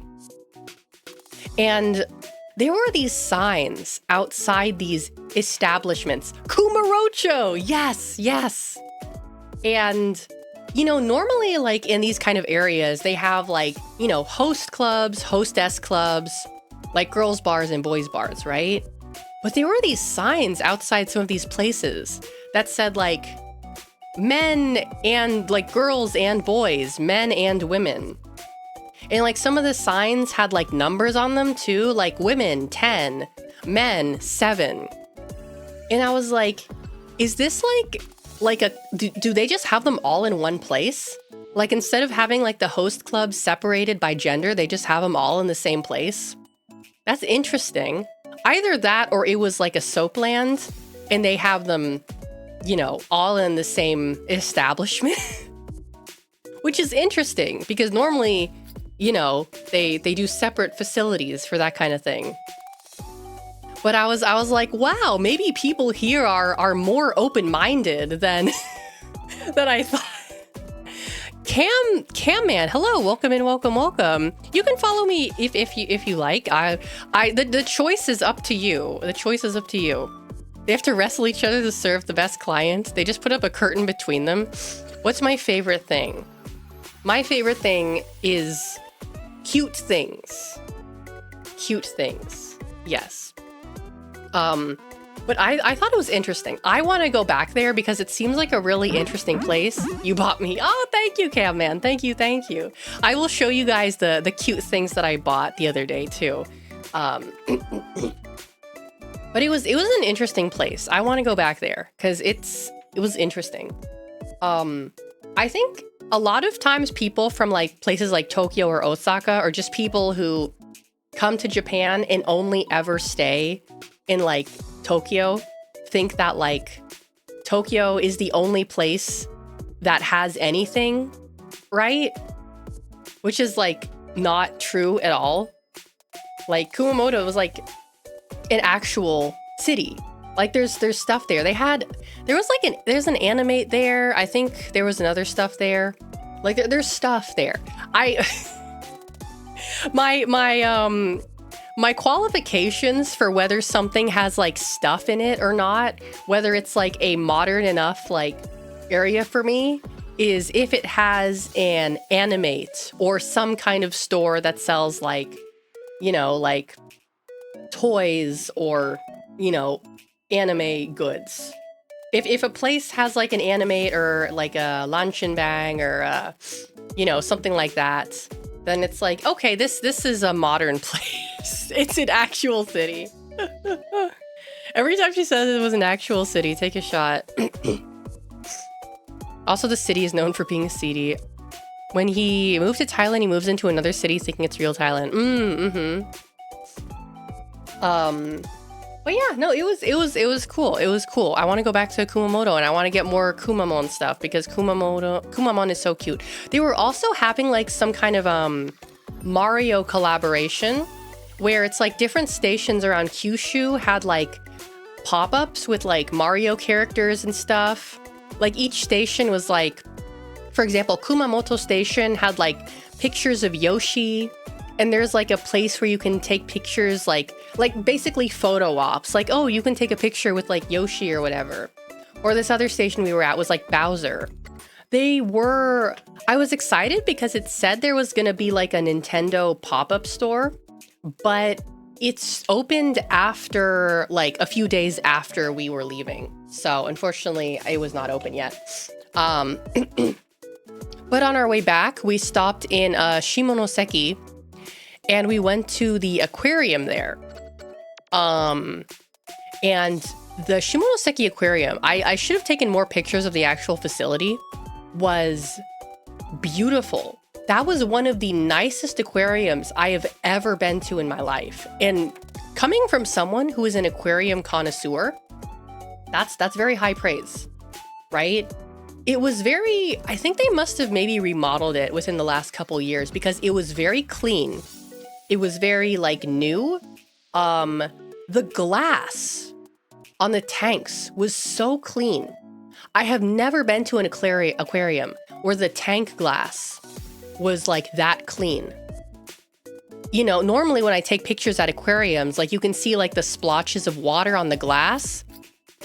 Look at how clean and how well lit. That's another thing. All of the tanks were incredibly well lit. So all the pictures I took were like, look at this. It's so clear. You can see the colors really well. Like beautiful aquarium. And also the fish there. That's like the first aquarium I've been to where the fish seemed like energetic. Like they seem to be having a good time, which is interesting because it's like, you know, you go to aquariums sometimes and the fish are just kind of like they just don't really do anything. This aquarium, the fish were like They seem to be enjoying themselves. I don't know. So that was very nice to see.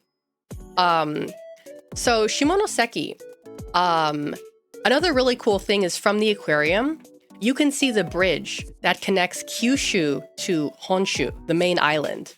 So it's basically, Shimonoseki is like the southwestern part of Japan where, you know, the main island connects to Kyushu. And there's like a bridge that you can see. You can drive across the bridge from one island to the other. It's not a super long distance, but you cannot swim in that area in between the islands because apparently there's a lot of whirlpools that will kill you. So it's extremely dangerous to swim. You can't swim there. But Shimonoseki is known for fugu, pufferfish. So they had a really like great selection of like pufferfish that you could see. And I learned something interesting. So apparently sunfish and pufferfish are related. They have the same common ancestor, which I did not know. I did not know that they were related.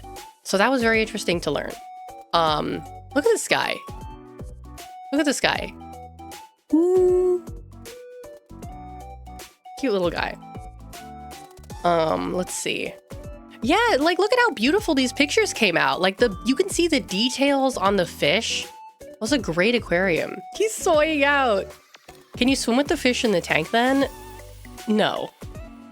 I took a video of one of the pufferfish. Yeah, this one. Look at him. He's so cute. He's so cute. He's a silly little guy. He's so freaking cute. Yeah, they're just like swimming around having a good time, right? Sorry. So we went to the aquarium. Beautiful aquarium. Probably one of the nicest aquariums I've been to, and surprisingly big too. Here's another cool fish. That's like, oh, there's such cool fish. Cause like, you know, I love aquariums, but one thing that's really like annoys me is that so many aquariums are really poorly lit. And I don't know if that's like because it's better for the fish or if it's because like they want to create more of like a mood, right? I don't know. But like this one, like the tanks were all very well lit, which was nice. As someone who likes to take pictures of the fish, I very much appreciated that. And then they had a sunfish. Where is that fucker? Oh, hold on. I got one more puffer to show you. Look at him. He's just a funny little guy. He's just a silly little guy. Such a good picture. It's so clear. It's like you could just reach out and just grab him. Don't do that. That might kill you. And then, oh, there's the sunfish. This guy was huge. This is one of the bigger sunfish I've seen. He's also one of the ugliest sunfish I've ever seen. I hate to say this, but this guy was really fucking ugly. I call him Fucker. Like that's his name to me, is Fucker, because he's just a big fucker. Huge ugly sunfish. His name is Fucker. Stupid as fuck. He looks like a rocket. He does look like a rocket. There was also a dolphin show at the aquarium. And that was one of the like, oh, hold on. It was very, oh, wait, why did it do that? I just want to pause. Okay. No, that's, no, that's not what I want to move. Okay, here it is. Can I move this, please? Extremely impressive. Look at that. Discord probably ate the quality, but look at that. Look at how talented they are. They're like passing the ball to each other. They're so smart. Oh, ZC, is your thing still not working? I tried to fix it. I did try to fix it. I am so sorry. I don't know why it's not working. Let me actually, yeah, this has been an issue before. I don't know why. I don't know why. Let me... I don't know why. I don't know why. Whoa. Whoa, I can hear myself. Oh, crap. How do I... Hold on.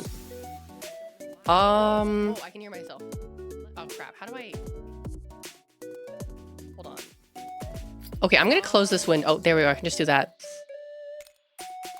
I remember here, like, I genuinely don't know why. I genuinely don't know why.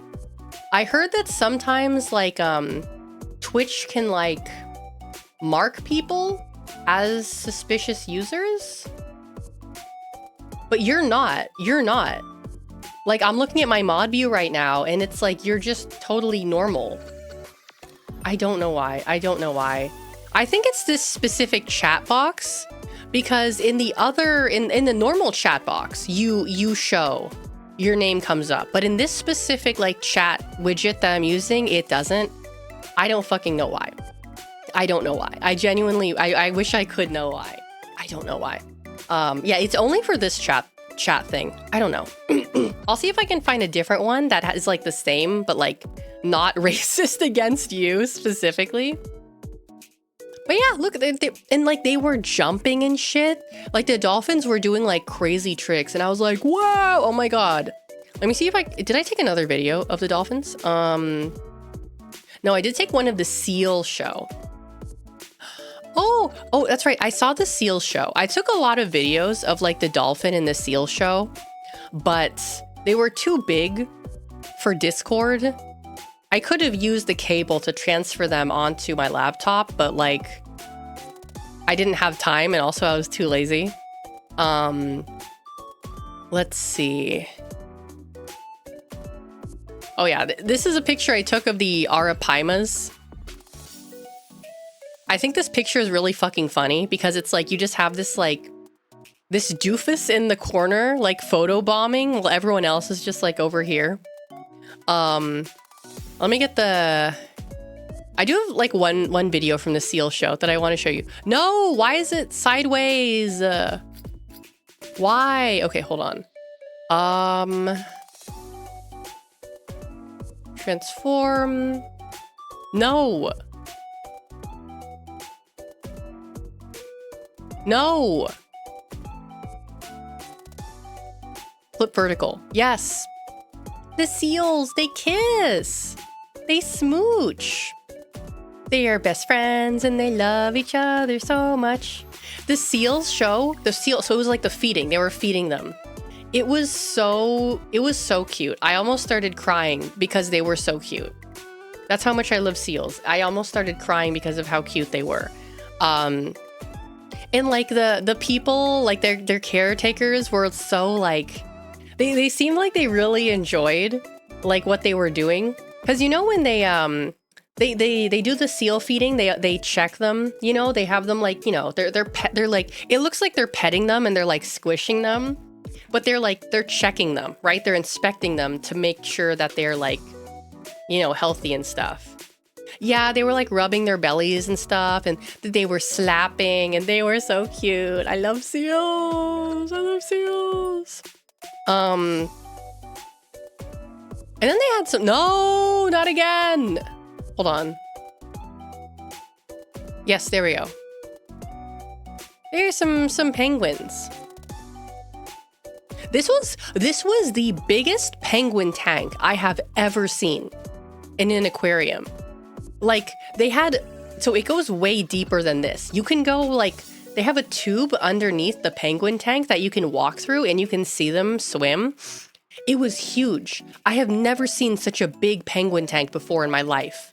Like, it was gigantic. And a lot of the tanks at this aquarium were pretty big. Like for the dolphins, their area was pretty big. For like the sea lions and the, not orcas, not belugas. What did they call them? They're like another type of like dolphin or something that they had. I don't remember. But yeah, the penguins. When we were walking like underneath the tank, one of the penguins like was in the water and it like pooped. And I remember like my friend was like looking somewhere else and I was like, oh, look, like one of the penguin pooped. And she's like, oh man, I wanted to see the penguin poop. Oh, Brubbit, welcome in, welcome, welcome. Porpoise. I think it was a porpoise. I think so. I think it was a porpoise. Let me Google what a porpoise. Was it a porpoise?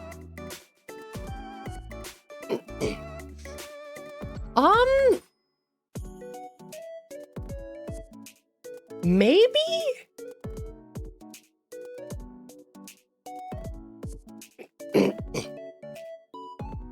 Maybe it was a porpoise.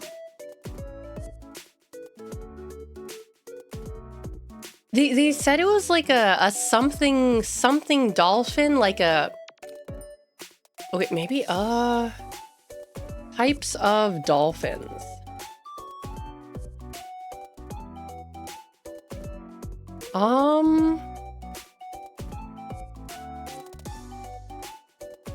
Oh, maybe beluga. I don't... Hold on.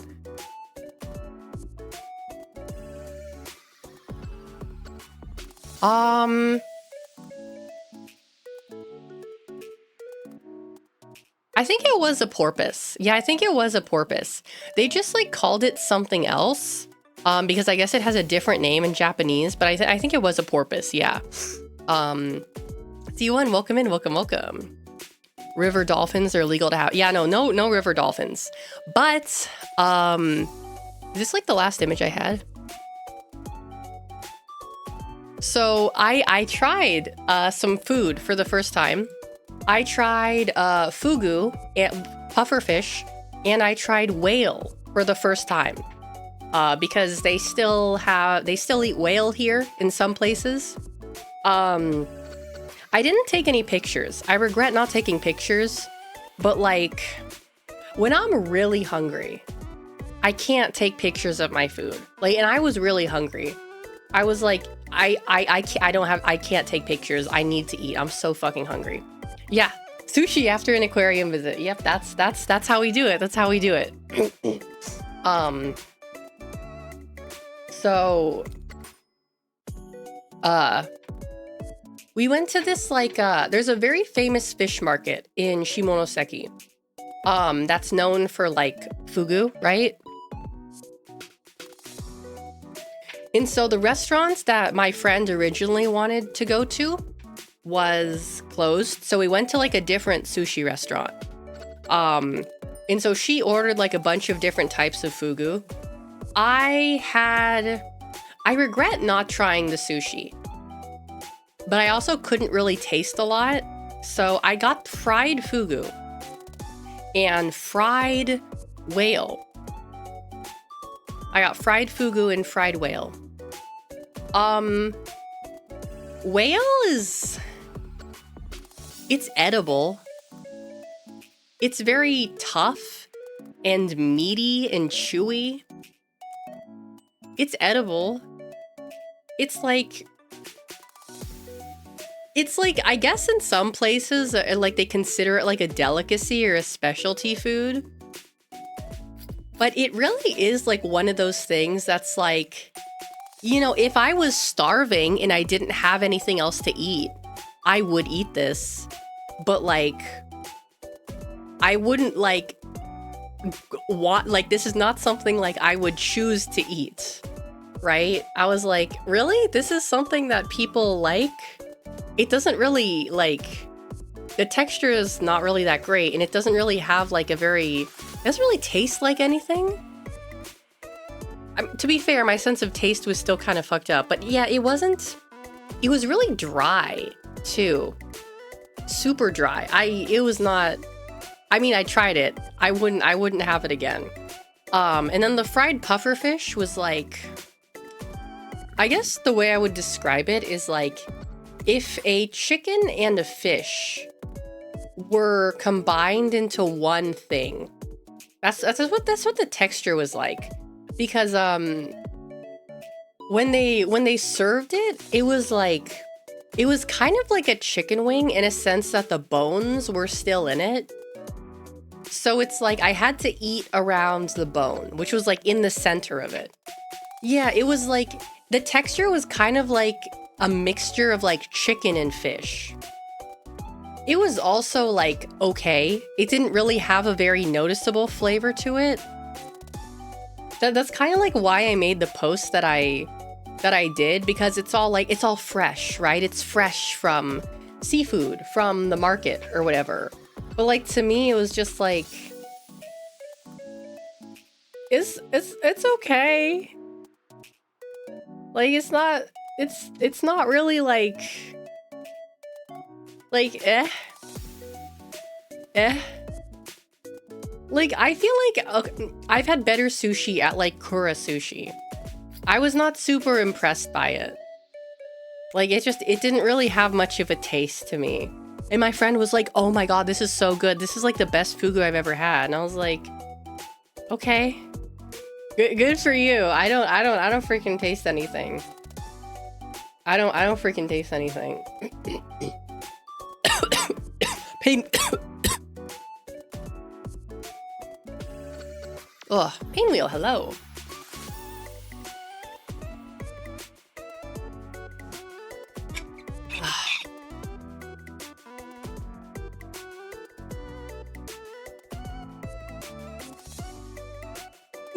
Sorry. I had to drink some water. But yeah, the aquarium was very nice. I'll definitely go back there sometime because I want to see the seal feeding again. Because they were very cute. They were very cute.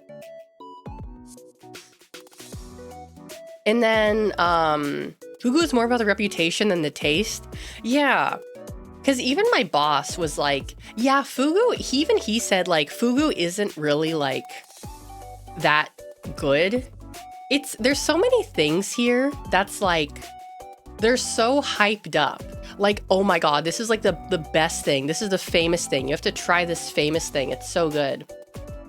And then you try it and you're like, it's okay. Like, it's not actually, like, it's fine. It's okay. Like, it's all right. It's not like anything, like, it's not as good as people hype it up to be. Nothing is ever really as good as people hype it up to be. In my opinion, at least. So much of it is just like, yeah, it's fine. It's good. Like, it's all right. It's above average, I suppose. Maybe more, maybe less, but like, it's okay. Yeah. What if Hideo Kojima made the fugu? If Hideo Kojima made the fugu, I would die because he is not licensed in fugu preparation. I still haven't really figured out, like, what the deal is with that. Because, like, you know, when they talk about fugu, at least the way you hear about it, it's like, oh, oh, you know, it could kill you. It's so dangerous. It has to be prepared by a licensed, you know, person or it'll kill you. But like, no one here really makes that much of a big deal about it. I guess especially in a place like that where it's like, that's literally what they specialize in. You can literally buy, like, you can literally, like, get it there. Like, it's like everyone's just kind of like, yeah, like, you know, this is the place where you get fugu. So of course, like, they know how to prepare it. Like, it's not a big deal, right? Like, I was looking at this thing. It was like a document that was released by like the Tokyo government that showed like it was the amount of cases of fugu poisoning in Tokyo by a year. And it's like maybe like 4 at the most. Like maybe like 3 people a year get, like, at least in Tokyo, get poisoned from fugu. So it's like, it doesn't really happen often enough for like people to like to worry about that. I mean, I'm pretty sure, yeah, because I was looking it up and it's like, yeah, if you like get fugu poisoning, like there's no antidote. Like, you're gonna die within a couple hours. Like, you're basically fucked. You're gonna die in a couple hours. That's how it is. Well, like, I wasn't even really thinking about that because, like, I wasn't sure if it's like all pufferfish are poisonous or only certain parts. Because I know it's like for some, it's like the skin is poisonous and the liver and some of the other things. And some of them, it's like the skin is fine. I don't know what type of fugu I had. It was fried. I just know I ate it and I was like, it's okay. And I'm still alive. So I guess it's okay. I think maybe it's the sashimi that you have to be really careful with. I think the sashimi is the stuff that has like the most risk associated with it, I suppose. But I don't know. But yeah, it was fine. It was fine. it was okay. It was fine, I guess. I won't rate this fugu higher unless it kills me. Basically. But yeah, when I got back, I had to work. I had to go to work, which is why I wasn't really able to stream last week, because I was working and I also had like a lot of stuff to do, because I had a really big scare when I came back. There was a problem with like my Japanese bank account. Like it wouldn't let me it wasn't working. Like it wouldn't let me like take out money or something. I don't know. So I had to we had to go to the bank and we had to figure out what was wrong. And I guess like they flagged my account because when we made my account, on the phone number, we put my employer's phone number because I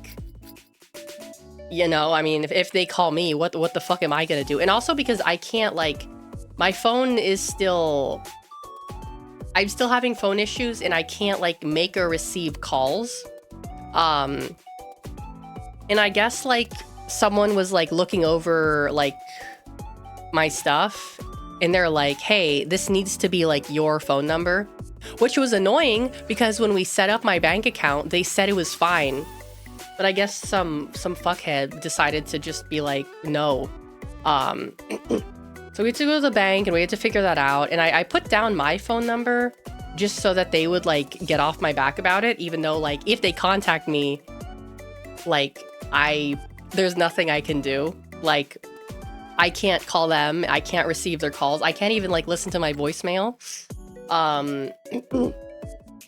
So yeah. I need to figure out the phone stuff soon. The thing is that I'm not sure if I should get a new phone first or if I should get the phone service first. Because I feel for now, my phone is still working. It's old, but it's still working. And I don't really getting service first. I think so too.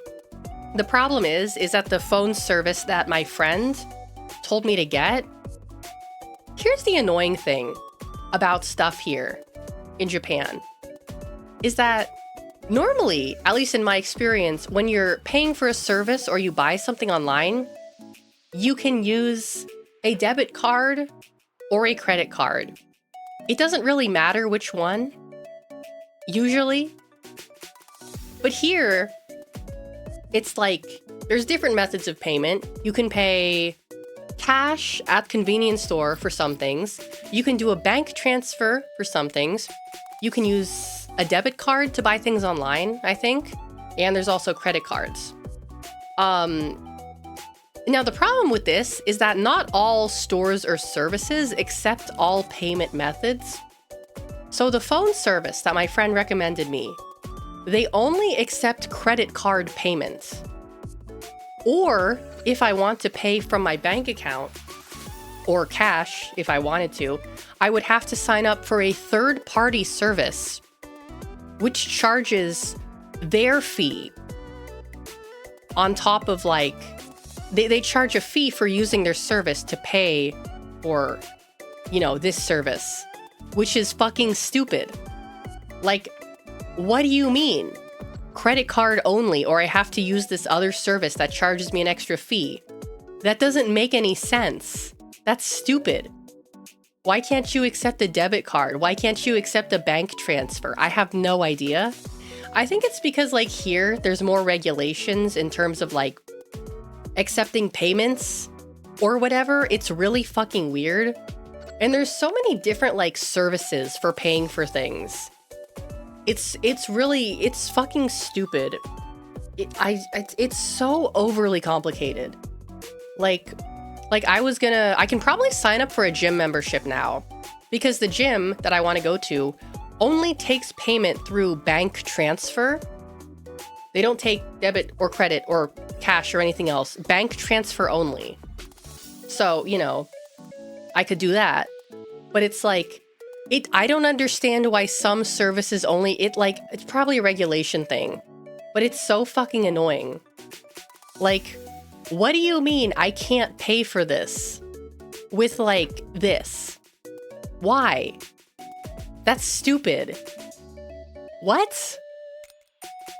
Ugh, it's such a fucking pain in the ass. I mean, I'm gonna get like my debit card I should be getting soon. They said I would get it like a while ago. Like when I signed up for the bank account, they're like, oh yeah, we'll send it to you in like, you know, a month or so. It's been a little longer than a month, but I should get it soon. But it's like, it's so fucking stupid.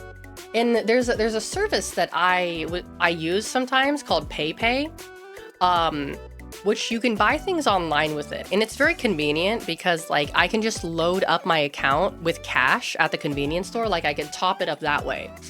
And so I wanted to connect my bank account to my PayPay because that's something you can do. And to do that, you have to verify your identity. You have to like, you know, show them your residence card or whatever. And so I did that and I got verified on PayPay. And so I try to connect my bank account, right? And I go to do that and it's like, yeah, so your name contains like invalid characters. You need to change your name on the app or service or whatever. And I was like, what? I can't do that because they say like your name needs to be the exact same name that is on your residence card. It needs to be the same, exactly the same thing that is written on your residence card. It has to be exactly the same. And it's like, it's like, oh, your name is invalid. You need to be like, well, I can't change it because it has to be the same. What do you want me to do? What the fuck? So if I want to use PayPay, I would have to take cash out from my bank account and then put it into the account, I guess. I'm gonna ask for some help with this because that's like, what do you mean my name is invalid? You tell me that my name needs to be the same one that's written on my residence card. And then you say that it's invalid. And I can't change it because it has to like, ugh, fucking, it's so stupid. It's so stupid. It's so stupid. It's ridiculous. But I feel bad that like my first stream back was like a collab. I wanted to stream on Friday, but I was so busy. I was cleaning. I had to do laundry. I had a lot of just chores and shopping that I needed to do. So, they want you to change the name on your residence card. I don't fucking know what they want me to do. It's fucking stupid. But it's like, you know, on Sunday, I was like, oh boy, I can't wait to like go back to work and see, you know, and just like, cause I enjoy my job. I do. And I was kind of like, okay, you know, I'm glad that I was like, okay, I feel good about going to work this week. And this week was fucking weird. Because like, I had several classes this week where the kids were just like being like little shits. And like, that's like, you know, I've been here for like 3 months, right? And those are just like the first classes I've had where the kids were actually being like disrespectful. It really caught me off guard because I remember hearing about this one class that was like particularly bad. Someone told me that the girls in that class were really like bitchy and mean. And I was like, couldn't be that bad, right? But like, I had that class and like I knew almost right away because like the vibe was really weird. Like you know, stickers are the big thing right now, and so the girls, they have their like sticker books and they collect and trade stickers. And so, you know, I'm like, okay, class is starting, put the sticker books away, and they're not listening. And I'm like, okay. Usually, like I usually repeat myself a couple times. I never really have to repeat myself more than 3 times. But this class was like, I definitely had to repeat myself a little bit more because they weren't listening. And so, you know, I'm like telling them like, hey, put those away, class has started. And one of the girls was like, no, I'm not done. And I was like, huh? Huh? What do you mean you're not finished, bitch? This is my class. What do you mean class has started? You don't get to tell me that, right? But I was like so caught off guard by it. I was like, huh? Like what? And the vibe was real. Oh fuck. Ah, shit. Ah, bro. God damn it. My poster fell down. The vibe was weird. Like, that was like the first time I've like had a class where I could like got a sense of like genuine malice from the students. Like there was one kid in that class who was actually like really good. He was really nice. He was really sweet. But like there were 3 girls in that class. They were both like little bitches.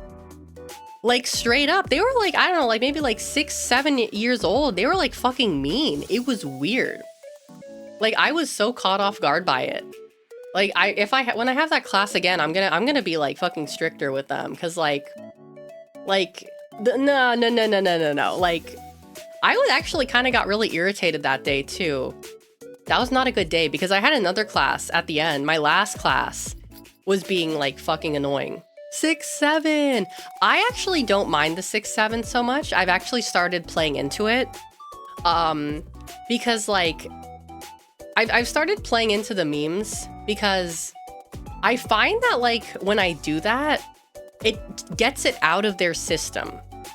You know, whereas like other teachers are like, oh, the kids, they started doing 6, 7. And they started doing the whatever. It's so annoying. But for me, I'm like, okay, let's all do one big 6, 7. Is that the same class that's into Italian brain rot? No, they all are. All of the classes are. Like, okay, let's all do a big 6, 7 and get it out of their system. And I find that actually works pretty well. If I do like the 6, 7, then they all go 6, 7. And then for the rest of the class, it's like, they're so much better behaved once they get it out of their system. But yeah, that was a weird fucking class. Like the girls were being really like weird and mean and disrespectful. And I got a sense that they were being like actually malicious, which is like weird. That's like the first class I've had in my 3 months of being here where like, I got a sense that the kids were actually like genuinely being malicious. And I had like another class, I think it was the next day, where like some of like the girls in that class were being like kind of disrespectful to me. And I was kind of like, I don't like this. I don't like this. They were saying some shit to me that like, I'm not gonna repeat. It kind of pissed me off, but like, cause like the thing is that like, if you get angry, you really can't show that you're angry because that's what they want. They're trying to piss you off because they think it's funny that you're upset. So you can't like show that you're upset. So, you know, I just mostly was just not really reacting. I was just ignoring the stuff they were doing and the things they were saying. But when you ignore that kind of thing too, when you're just passive about it, it's also kind of like saying, oh, like, I don't care. And that they're going to continue doing it because they know you don't care and you're letting them get away with it.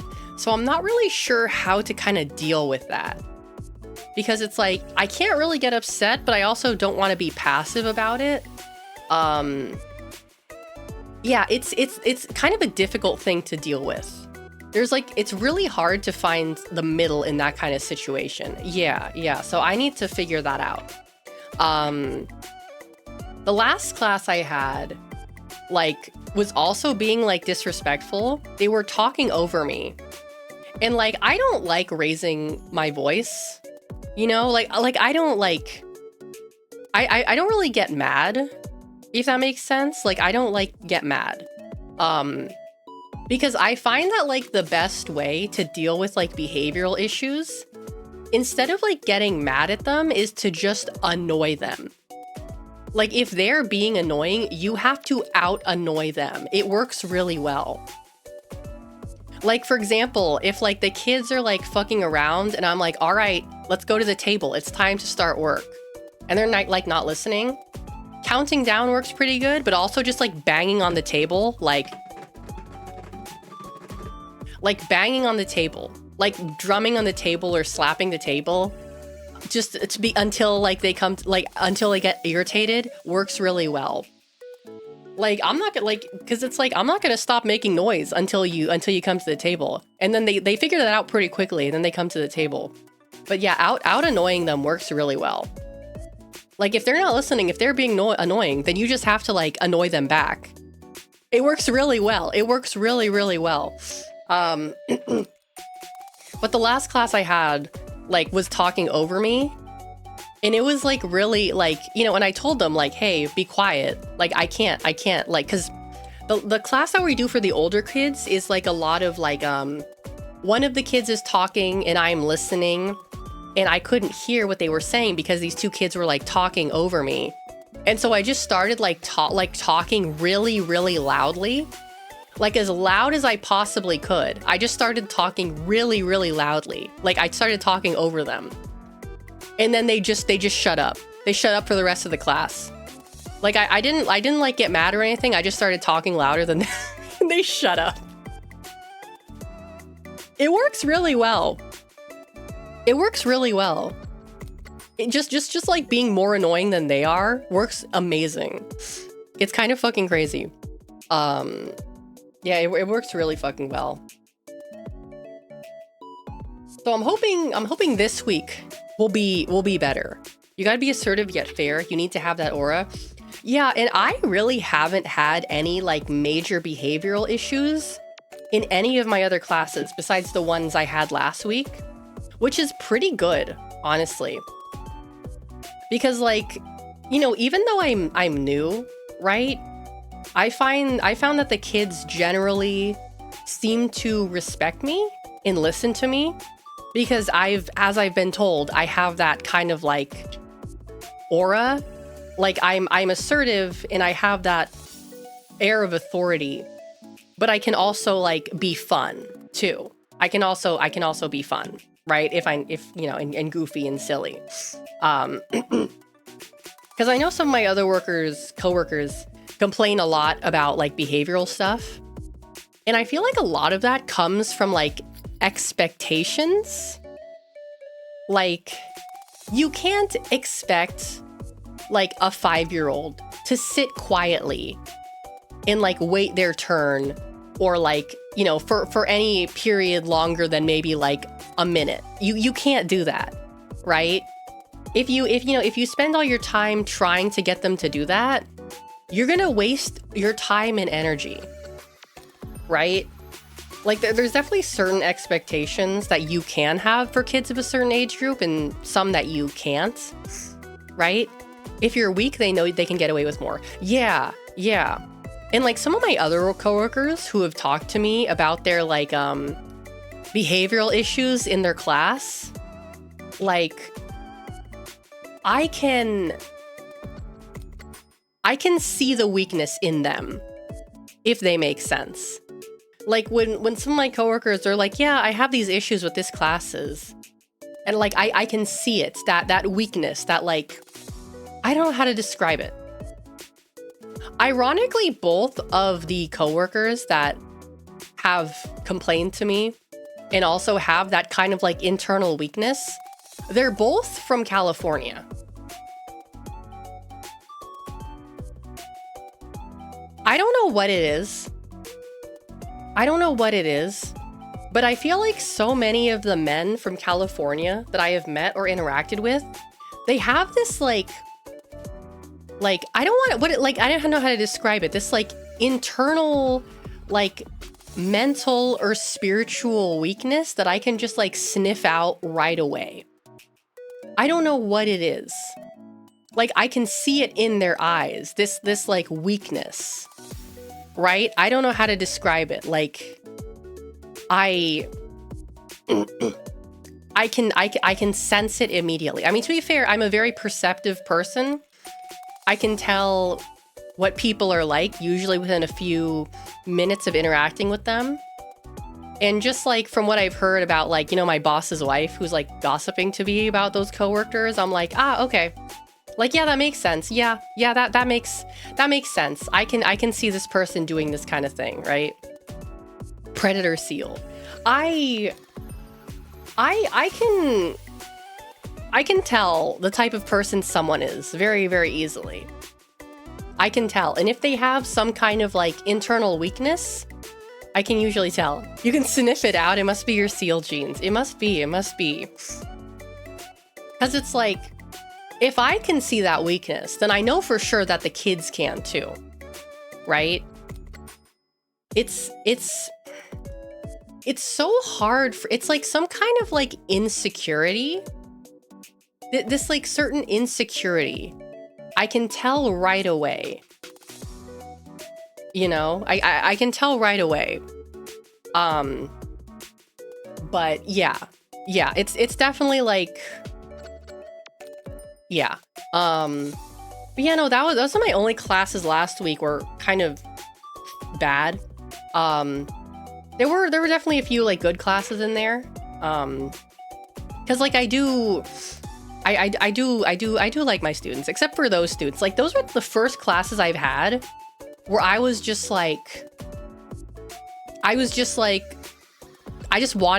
wanted them to leave, right?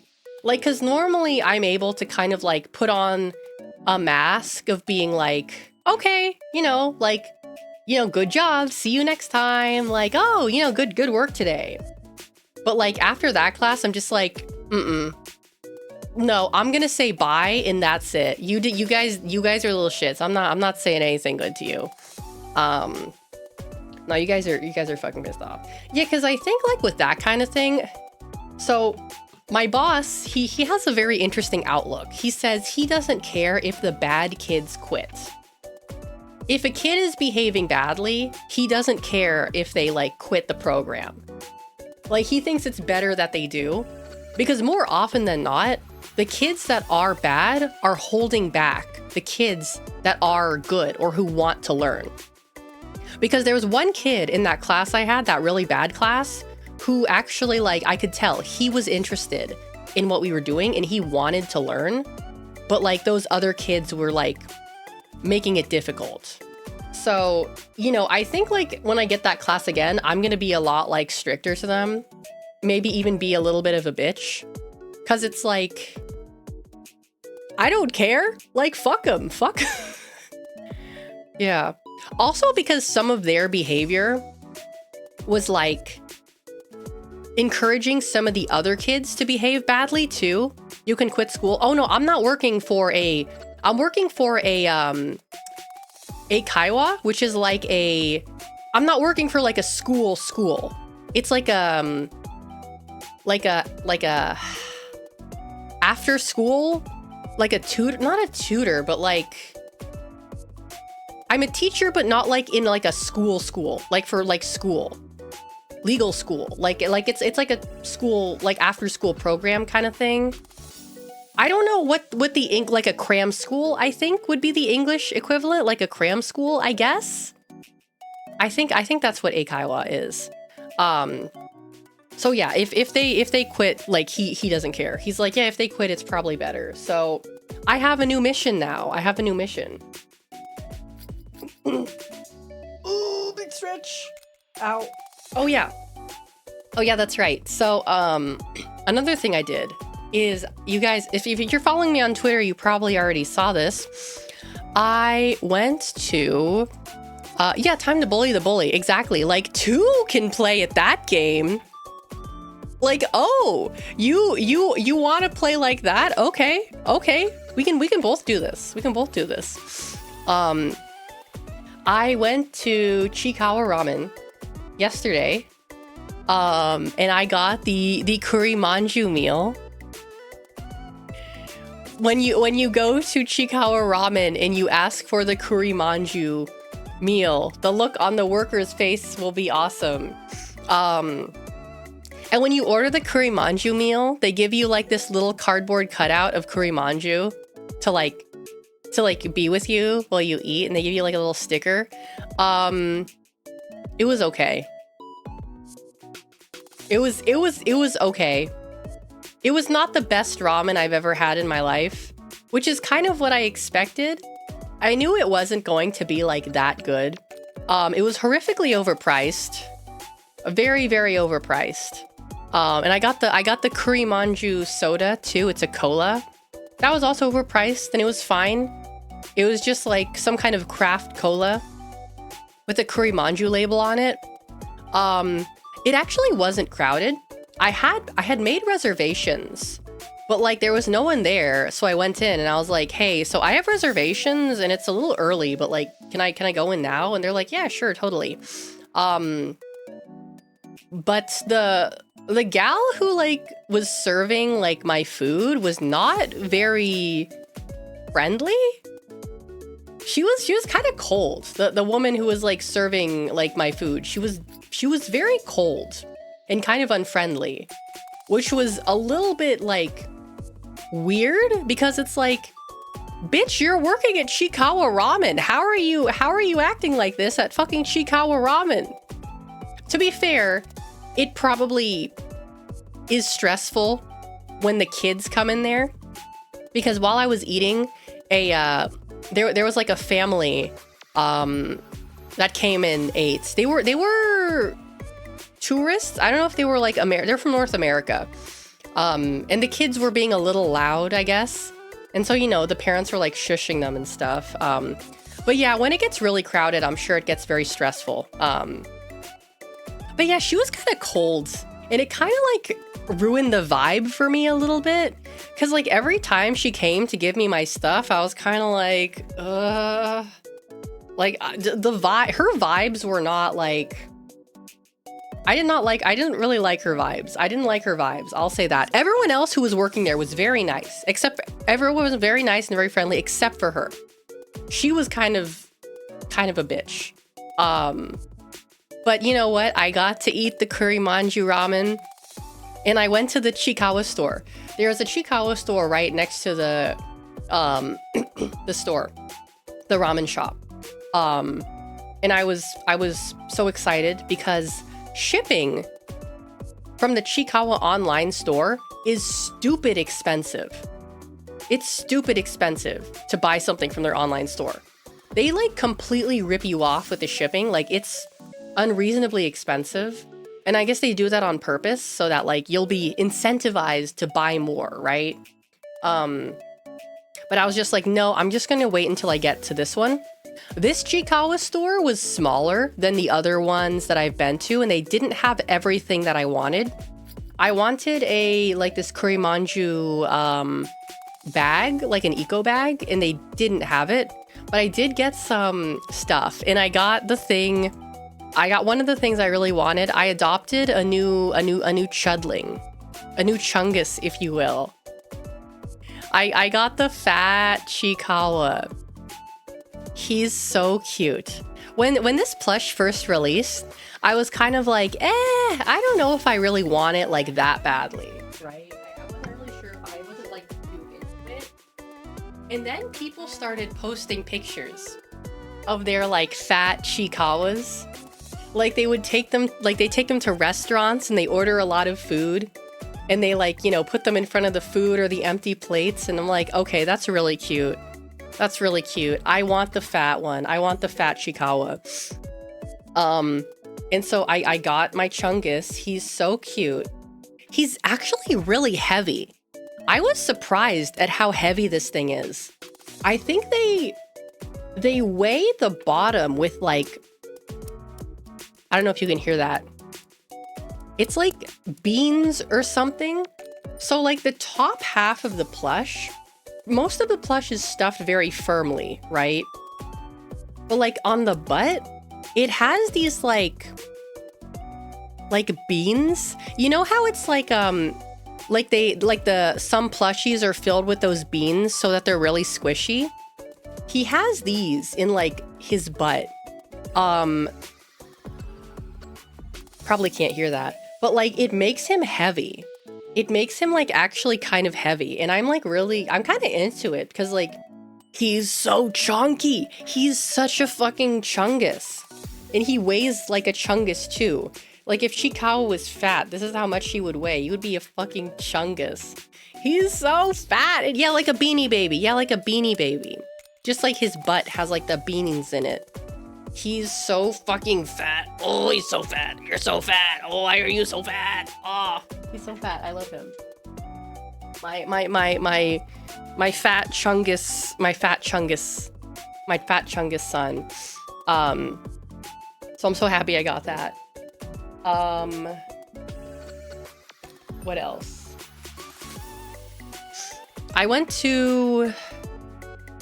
I know I got a few Mother Kurimanju things. I also got the Madara figure that I've been eyeing for a while. I went to a Lanshinbang and they had it. A little more expensive than I've seen it. I've seen it for like 2,100 yen. The one I got was like 2,400. Which is fine. It's fine. I wanted it, so I bought it. He ate all the... Oh, fuck, that's right. Today at McDonald's, it's Miku Day. Oh my god, guys, okay, today is Miku Day. And McDonald's has like a special Miku meal. I was gonna get it later. Hold on, do they have the Miku meal today? Showing a one-piece meal. Where's the Miku meal? That's today, right? Sankyu, Miku. Yeah, it's the Miku meal. Where... Okay, let me... Maybe... Do they not have it at my McDonald's? Let me see. Oh, yes, they do have it. The Hatsune Miku special set. Okay. So, there's no merch for this. It's just like the Miku meal. It comes with the Teritama burger, which is a... I think it's like a pork patty with egg, and it has like a sweet lemon sauce and a teriyaki sauce.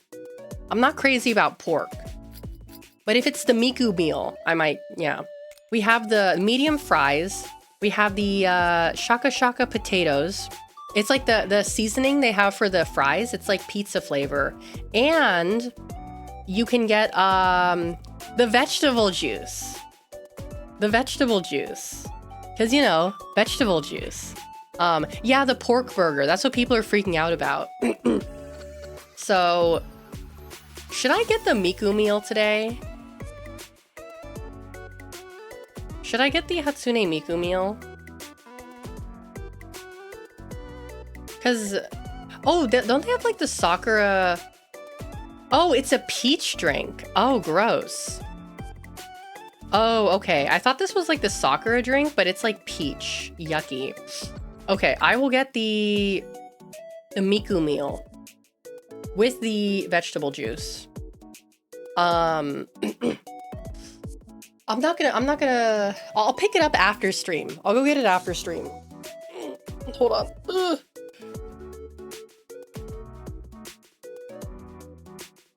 Then give us a running on empty food review. Does it require some game of telephone to pay for it? I can use my credit card. I was using PayPay, but I don't have enough money in my PayPay account right now, and I can't put money in my PayPay account until I get paid because I have to take out the cash because well, yeah, I'm gonna wait. I can use my credit card. It's fine. My American credit card. I don't have a Japanese credit card. What was I gonna do? I have to pee. I have to pee really badly. I'll be right back.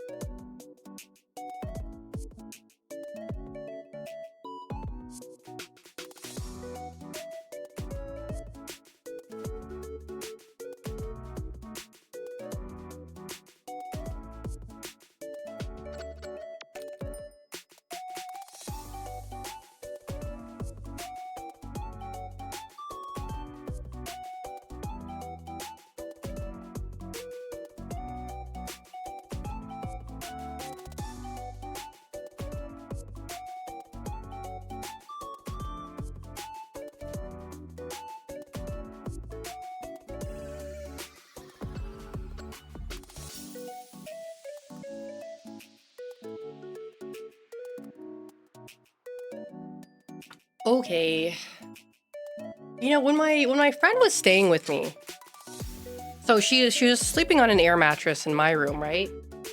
And like I didn't really have to like use the heater that often when she was here. Cause like she would have the heater on and then I would turn it off because it would be too hot. And now it's really cold again.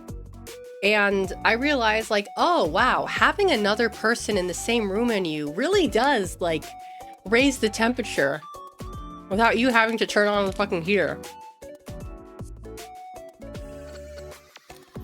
I'm eating a gummy right now. It's called Body Warmth, yeah. What was I gonna say? Oh, so as you guys can see in the picture that I post, that's true. Gotta try the gummy rashis. The wallpaper. There's this like shitty wallpaper. That's in like every Japanese apartment. The last apartment I lived in, like 3 years ago, the wallpaper was similar, but not as bad as this one. The wallpaper in my current apartment sucks so fucking bad. It's like this weird, like paperish texture. And so I can't use like, I love the command peel and sticks, right? The command hooks. I can't use them on this wallpaper because it's too delicate. It's going to damage the wallpaper. I don't want to put holes in the wall because, you know, when I move out, they're going to charge me for that if I have holes in the wall. And so I've been trying to find ways to like stick like my posters and stuff up on the wall. And nothing fucking works. There were these like sticky tabs that I was using for a little while, but they fell off after like a few weeks.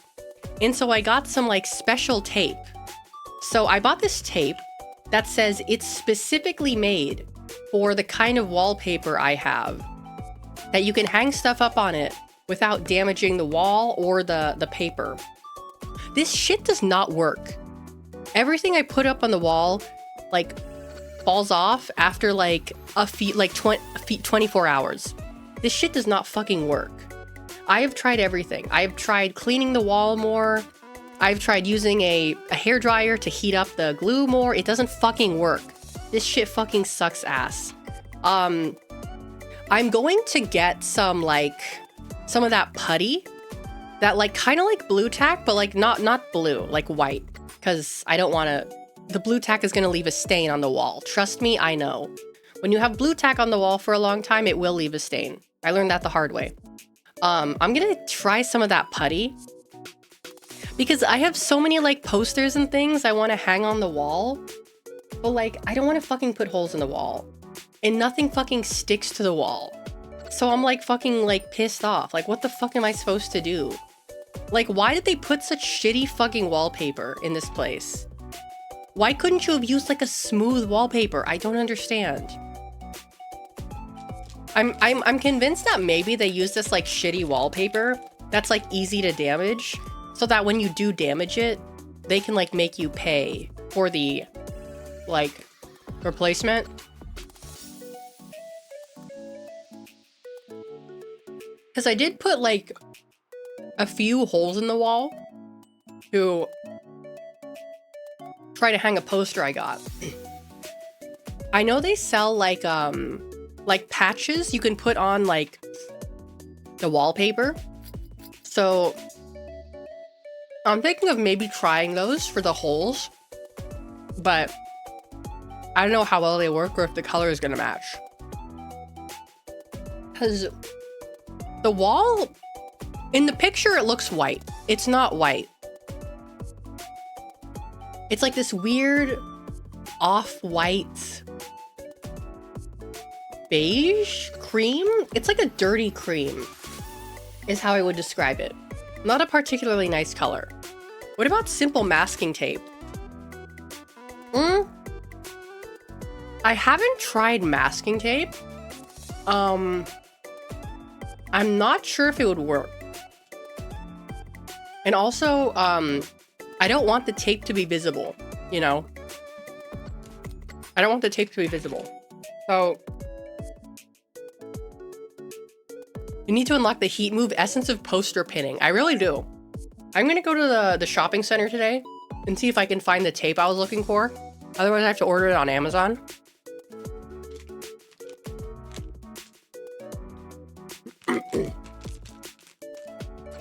But yeah, it's like, I put everything on my wall, and over the past couple days, things will just randomly fall.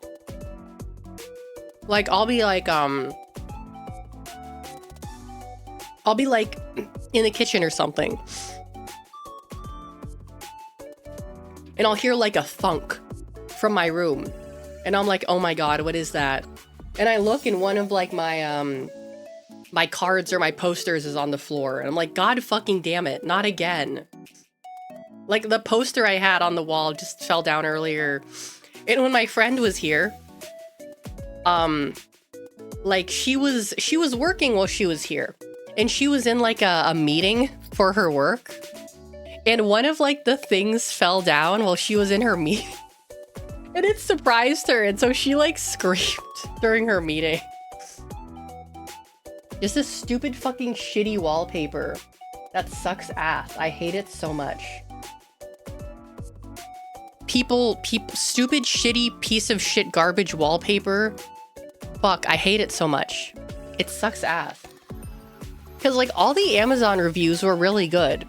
They're like, oh yeah, you know, it peels. But you know what's, all the reviews were about how it peels off without damaging the wallpaper. They were because it was like, oh yeah, you know, if it falls off, you can just put it back on without damaging the wallpaper.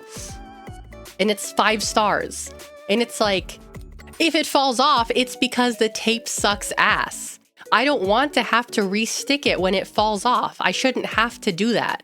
That's not, no, why are you giving it 5 stars? I want it to stick. I want it to stay there. I bet the guy who designed that wallpaper had a grudge against posters. Yeah, it just, why is it textured? Why is it textured? I don't understand why it's textured. What is the point of that? Why? Why? Why can't it be a smooth wallpaper? Why is it textured? Why would you make a textured wallpaper? I don't understand. I don't understand. It's, why would you do this? Why would you do this to me? So it's like I have a few other things hanging, and it's probably, I'm just like waiting for them to fall down. Like any day now, it's gonna fall down. Seems like a leftover from the Showa era. Maybe? I mean, the apartment that I'm living in has been renovated somewhat recently. Like within the past, like, maybe like 4 or 5 years. Or at least 8 years. Because, like, it was built, I think, in the 90s. But it's definitely been renovated since then. So when they were renovating it, they chose to either keep or use this shitty fucking wallpaper. My guess is because it's cheap. That's probably why they chose it, because it's cheap, even though it's ugly as fuck. It's so fucking ugly. It's so ugly. Also, my apartment, like, the floors are, like, light colored. Like, the floors in my parents' house were, like, dark wood. Like, dark brown wood. That's what I'm used to, right? But this apartment has like light color floors, and I'm having a hard time adjusting to it because it's like, you can see everything on there. And there's stains on there from the previous tenants that like are just always there.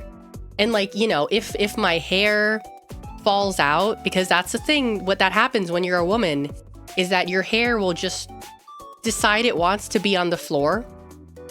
I just see my hair on the floor all the time, and it bothers me so much. I feel like I vacuum like every other day because I hate seeing the floor be dirty.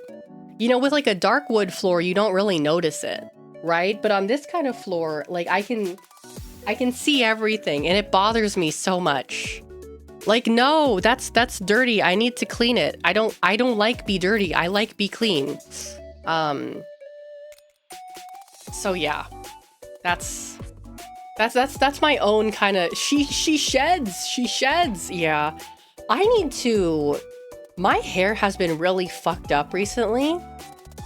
I don't know what it is. My hair has been really fucked up. And I've been trying like different products. I've been trying a hair mask. I've been trying like an oil, like some kind of serum, and I don't really know if it's helping. I need to go to like the hairdresser and get like some kind of treatment, but like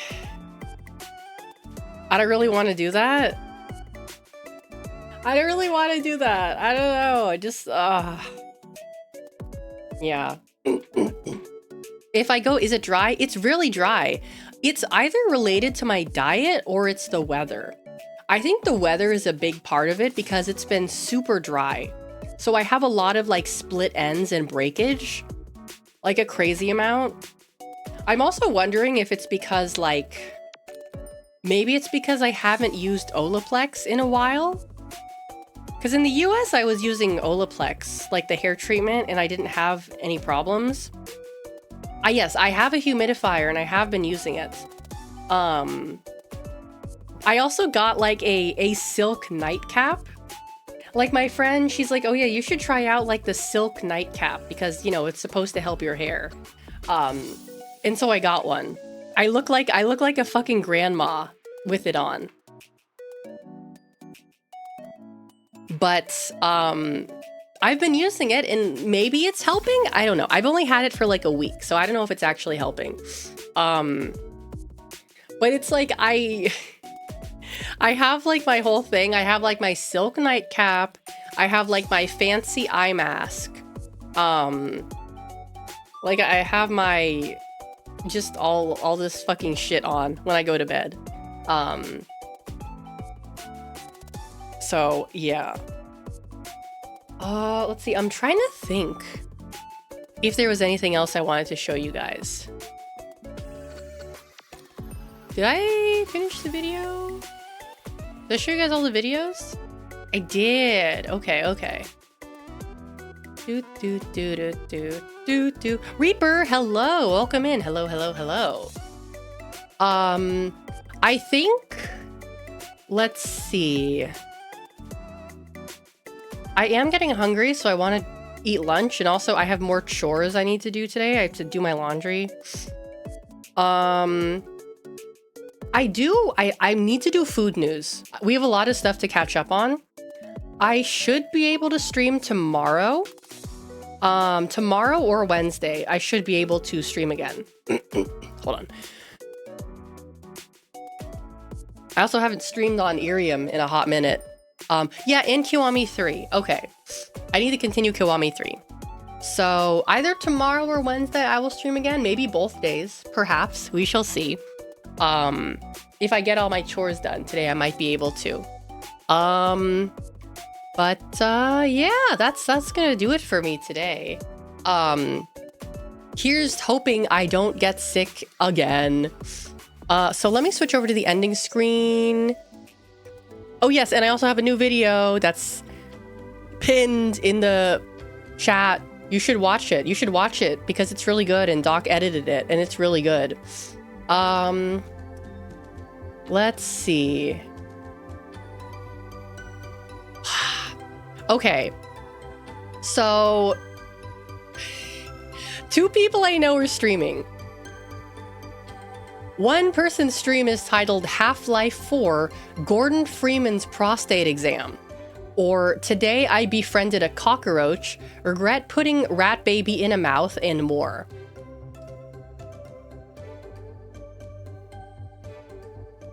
Gordon Freeman's prostate exam. Or Ronan putting a baby rat in her mouth. Let's go see Ronan. Let's go see Ronan.